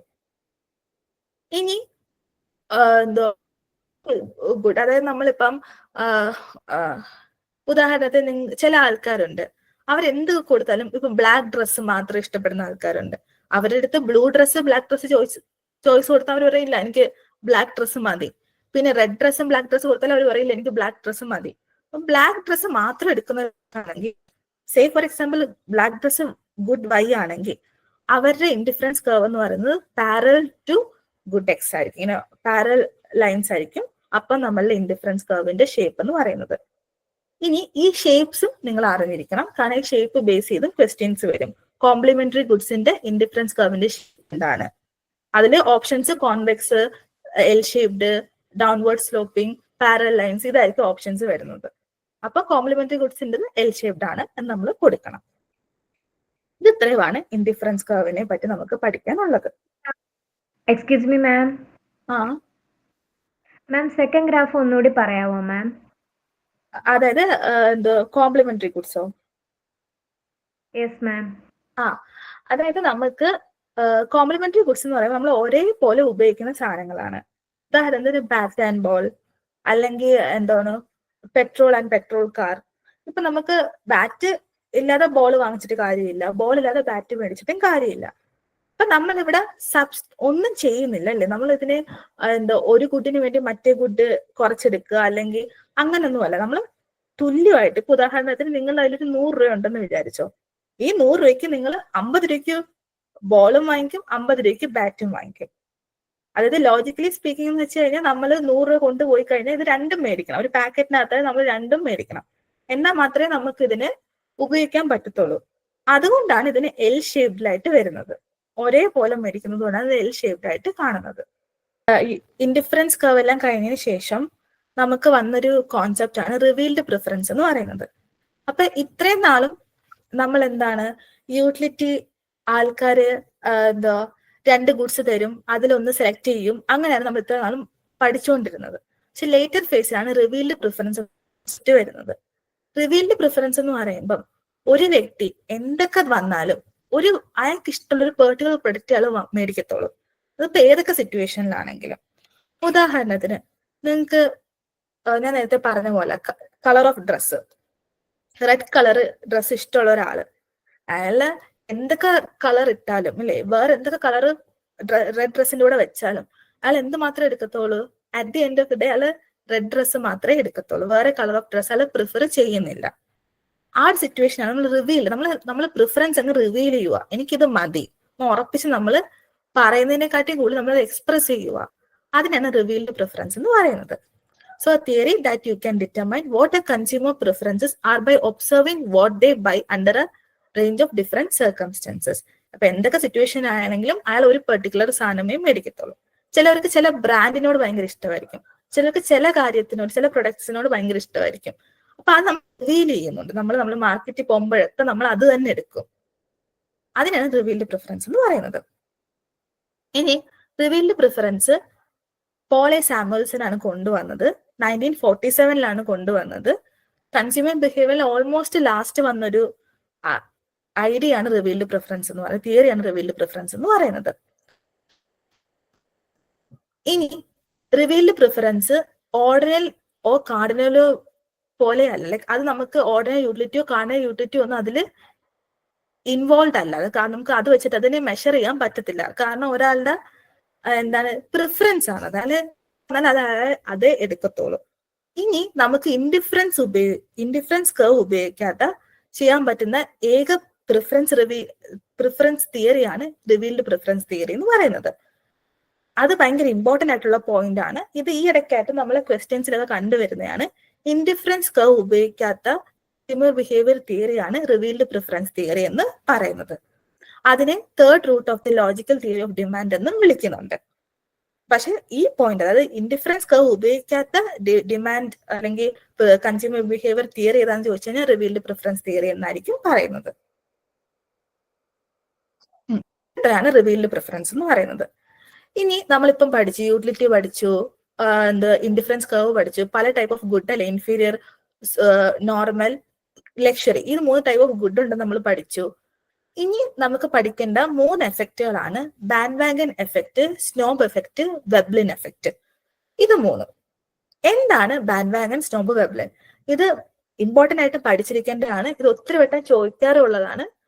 ചോദിക്കുമ്പോൾ ചിലപ്പോൾ നല്ല കണക്ക് അറിഞ്ഞില്ലെങ്കിൽ ചിലപ്പം തിരിഞ്ഞു പോകാൻ ഭയങ്കര ചാൻസ് ഉള്ള 3 എഫക്റ്റുകളാണ് ബാൻഡ് വാഗൺ, സ്നോബ്, വെബ്ലിൻ എന്ന് പറയുന്നത്. അപ്പം എന്താണ് ബാൻഡ് വാഗൺ എന്ന് പറയുന്നത്? The tendency of individuals to align their consumption with that of the majority. Majority ആയിട്ടുള്ള ആൾക്കാർ എന്ത് ചെയ്യുന്നു എന്ന് നമുക്ക് ഇമിറ്റേറ്റ് ഉള്ള ടെൻഡൻസിനെയാണ് ബാൻഡ് വാഗൺ എഫക്റ്റ് എന്ന് പറയുന്നത്. ഉദാഹരണത്തിന് ഇപ്പം എല്ലാവരും നല്ല ക്രോപ്പ് ടോപ്സ് ഇടുന്നു. അപ്പൊ നമുക്കത് ഇടാനുള്ള ഒരു ടെൻഡൻസി ഭയങ്കര കൂടുതലാണ്. അപ്പൊ നമ്മൾ അത് എന്ത് ചെയ്യും? ആ ഒരു ഫാഷൻ നമ്മൾ ഇമിറ്റേറ്റ് ചെയ്യാൻ നോക്കും. അതിനെയാണ് ബാൻഡ് വാഗൺ എഫക്റ്റ് എന്ന് പറയുന്നത്. അതിന് 2 ക്യാരക്ടറിസ്റ്റിക്സ് ഉണ്ട്. ഒന്ന് പറയുമ്പോൾ സോഷ്യൽ ഇൻഫ്ലുവൻസ് ഉണ്ട്. നമ്മളെ ചുറ്റുമുള്ള ആൾക്കാർ എന്ത് ചെയ്യുന്നു നമുക്ക് കാണാനും അത് അതിനെ ഇമിറ്റേറ്റ് ചെയ്യാനും നമുക്ക് ടെൻഡൻസി ഭയങ്കര കൂടുതലായിരിക്കും. അതേപോലെ തന്നെ പോപ്പുലാരിറ്റിക്ക് കൂടുന്നതനുസരിച്ച് അല്ലേ, നമ്മളൊരു മൂവി കണ്ട് ആ മൂവിയിൽ ആ സെയിം ഉടുപ്പോ അല്ലെങ്കിൽ സെയിം പ്രൊഡക്റ്റോ റിപ്പീറ്റ് ചെയ്യുന്നു. നമ്മൾ നോക്കുമ്പോൾ നമ്മളെ ചുറ്റുമുള്ള ആൾക്കാരെല്ലാം അത് ഉപയോഗിക്കുന്നുണ്ട്. അപ്പൊ നമ്മൾ ഇവഞ്ച്വലി എന്ത് ചെയ്യും? നമ്മളത് മേടിക്കും. ഇതാണ് ബാൻഡ് വാഗൺ എഫക്റ്റ്. അപ്പം എപ്പോഴും ഓർത്തിക്കണം, ബാൻഡ് വാഗൺ എന്ന് പറയുമ്പോൾ പോപ്പുലർ ആയിട്ടുള്ള, പോപ്പുലാരിറ്റിക്ക് പുറകെ പോകുന്നതിനാണ് ബാൻഡ് വാഗൺ എന്ന് പറയുന്നത്. ഇനി ഇതേപോലെ തന്നെ സ്നോബ് എഫക്റ്റ് ഉണ്ട്. സ്നോബ് എഫക്റ്റ് എന്ന് പറയുമ്പം ഭയങ്കര റെയർ ആയിട്ടുള്ള സാധനങ്ങൾ മേടിക്കാം. നമ്മൾ പറയാം ചിലപ്പോൾ ഭയങ്കര ലക്ഷറി ആയിട്ടുള്ള അല്ലെങ്കിൽ ഭയങ്കര ലിമിറ്റഡ് എഡിഷനിലുള്ള സാധനങ്ങൾ മേടിക്കുക. ചില ആൾക്കാരുണ്ട് ഭയങ്കര പെയിന്റിങ്സ് ഒക്കെ, ഭയങ്കര റെയർ പെയിന്റിങ്സ് ഒക്കെ കളക്ഷൻ വെക്കുന്ന ആൾക്കാരുണ്ട്. അപ്പൊ ഇതൊക്കെ പറയാൻ ഭയങ്കര എക്സ്ക്ലൂസീവും ഭയങ്കര റെയർ ആയിട്ടുള്ള പ്രൊഡക്ട്സ് മേടിക്കാനുള്ള ടെൻഡൻസിനെയാണ് സ്നോബ് എഫക്റ്റ് എന്ന് പറയുന്നത്. അതെന്ന് പറയുമ്പോൾ ഒന്നെന്ന് പറയുന്നത് അത് ഭയങ്കര യൂണിക് ആണ്, ഭയങ്കര റെയർ ആയിട്ടുള്ള പ്രൊഡക്റ്റ് ആയതുകൊണ്ട് അതിനുള്ളൊരു ഡിസയർ അതിന്റെ ഒരു ക്യാരക്ടറാണ്. രണ്ടെന്ന് പറയുന്നത് അത് ഇൻവേഴ്സ് ഡിമാൻഡ് റിലേഷൻഷിപ്പ് ആണ്. അതായത് സെയിൽ കൂടുന്നതനുസരിച്ച് അതിന് ഡിമാൻഡ് കുറയും.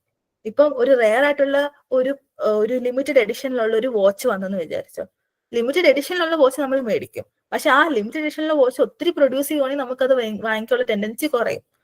അപ്പം ബാൻവാഗന്റെ നേരെ ഓപ്പോസിറ്റ് ആണ് സ്നോബ് എന്ന് പറയുന്നത്. മാം അതൊന്നുകൂടെ പറഞ്ഞേ, സെയിൽ കൂടുന്നതനുസരിച്ച് ഡിമാൻഡ് കൂടുവോ? ഡിമാൻഡ് കുറയും. അതായത് ഇപ്പൊ നമ്മൾ ലിമിറ്റഡ് എഡിഷനിലുള്ള വാച്ച്, അപ്പൊ നമ്മൾ ചില ആൾക്കാരൊക്കെ നമ്മൾ ലിമിറ്റഡ് ആയിട്ടുള്ള റെയർ ആയിട്ടുള്ള സാധനങ്ങൾ മേടിക്കാൻ ഇഷ്ടമുള്ള ആൾക്കാര്, അപ്പൊ അവരെന്ത് ചെയ്യും, ഇപ്പൊ ലിമിറ്റഡ് എഡിഷനിലുള്ള വാച്ച് ഭയങ്കര നോർമൽ ആക്കിയെന്ന് വിചാരിച്ചോ, എല്ലാവർക്കും ഇപ്പം ഉപയോഗിക്കുന്നുണ്ട്. അപ്പൊ അവർക്ക് എന്ത് ചെയ്യും, അതിനോടുള്ള ഇഷ്ടം കുറയും, അവർ അതിനോടുള്ള ഡിമാൻഡ് കുറയ്ക്കും. അതിനാണ് നമ്മൾ സ്നോബ് എഫക്റ്റ് എന്ന് പറയുന്നത്. പിന്നെ അടുത്തതാണ് വെബ്ലിൻ എഫക്റ്റ് എന്ന് പറയുന്നത്. വെബ്ലിൻ എന്ന് പറയുമ്പോൾ ജസ്റ്റ് ഒരു ലക്ഷറി ഗുഡ് ആണ്. അതായത് അതിന്റെ പ്രൈസ് കൂടുമ്പം അതിന്റെ ഡിമാൻഡ് കൂടുന്നുണ്ട്.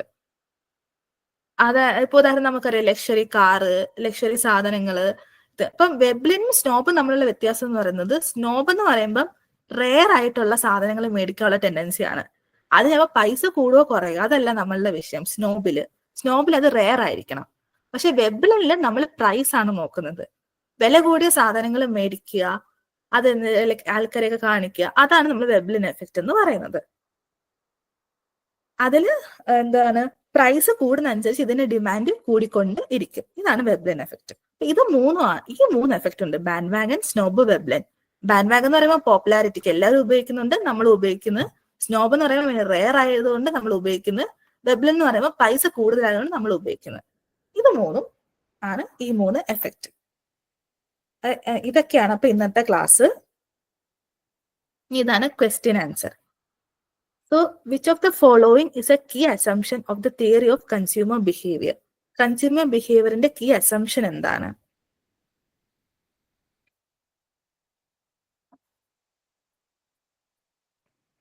Option B, answer B. അതെ, consumer aims to maximise utility. അല്ലെ, മനുഷ്യർ എപ്പോഴും മനുഷ്യരുടെ സാറ്റിസ്ഫാക്ഷൻ അല്ലെങ്കിൽ യൂട്ടിലിറ്റി കൂട്ടാനാണ് എപ്പോഴും ശ്രമിക്കുന്നത്. ഇനി substitution effect refers to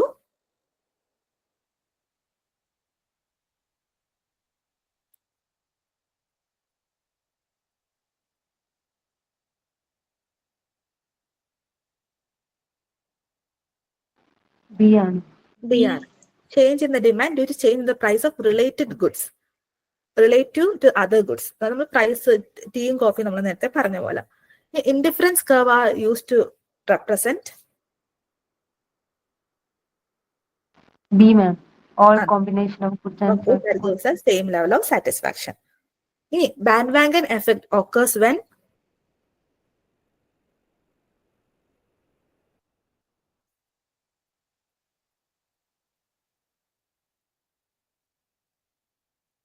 option B.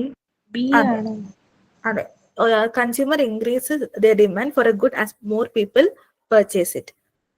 അതിൽ ഫസ്റ്റ് ഓപ്ഷനിന്റെ ആൻസർ എന്താണ്? Consumer prefer to consume goods that are rare or exclusive എന്ന് പറയുന്നതിന്റെ ആൻസർ എന്താണ്? സ്നോബ്. അതെ. പിന്നെ reduce the demand as price ഇൻക്രീസസോ? Consumer reduce the demand as price increases. അത് വെബ്ലിൻ ആണ്. അല്ല, സ്നോബ്. അല്ല. അതെന്ന് പറയുമ്പോൾ നോർമൽ ഗുഡ് ആണ്. അതായത് പ്രൈസ് കൂടുന്ന നമ്മൾ ഡിമാൻഡ് കുറയ്ക്കണം. അത് നോർമൽ സാധാരണ ഗുഡിന്റെ കേസാണ്. പിന്നെ consumer purchase more of a good to demonstrate their status കാണിക്കാൻ വേണ്ടിയിട്ടാണ്. അതിന്റെ ഉത്തരം എന്താ? Veblen effect. അതാണ്. ഇനി what is the first law of Gossen? B. Law diminishing marginal. അപ്പൊ ലോ ഓഫ് ഇക്യു മാർജിനൽ ഏത് ലോ ആയിരുന്നു? Second law. അപ്പൊ ഇതാണ് ഇന്നത്തെ ക്ലാസ്.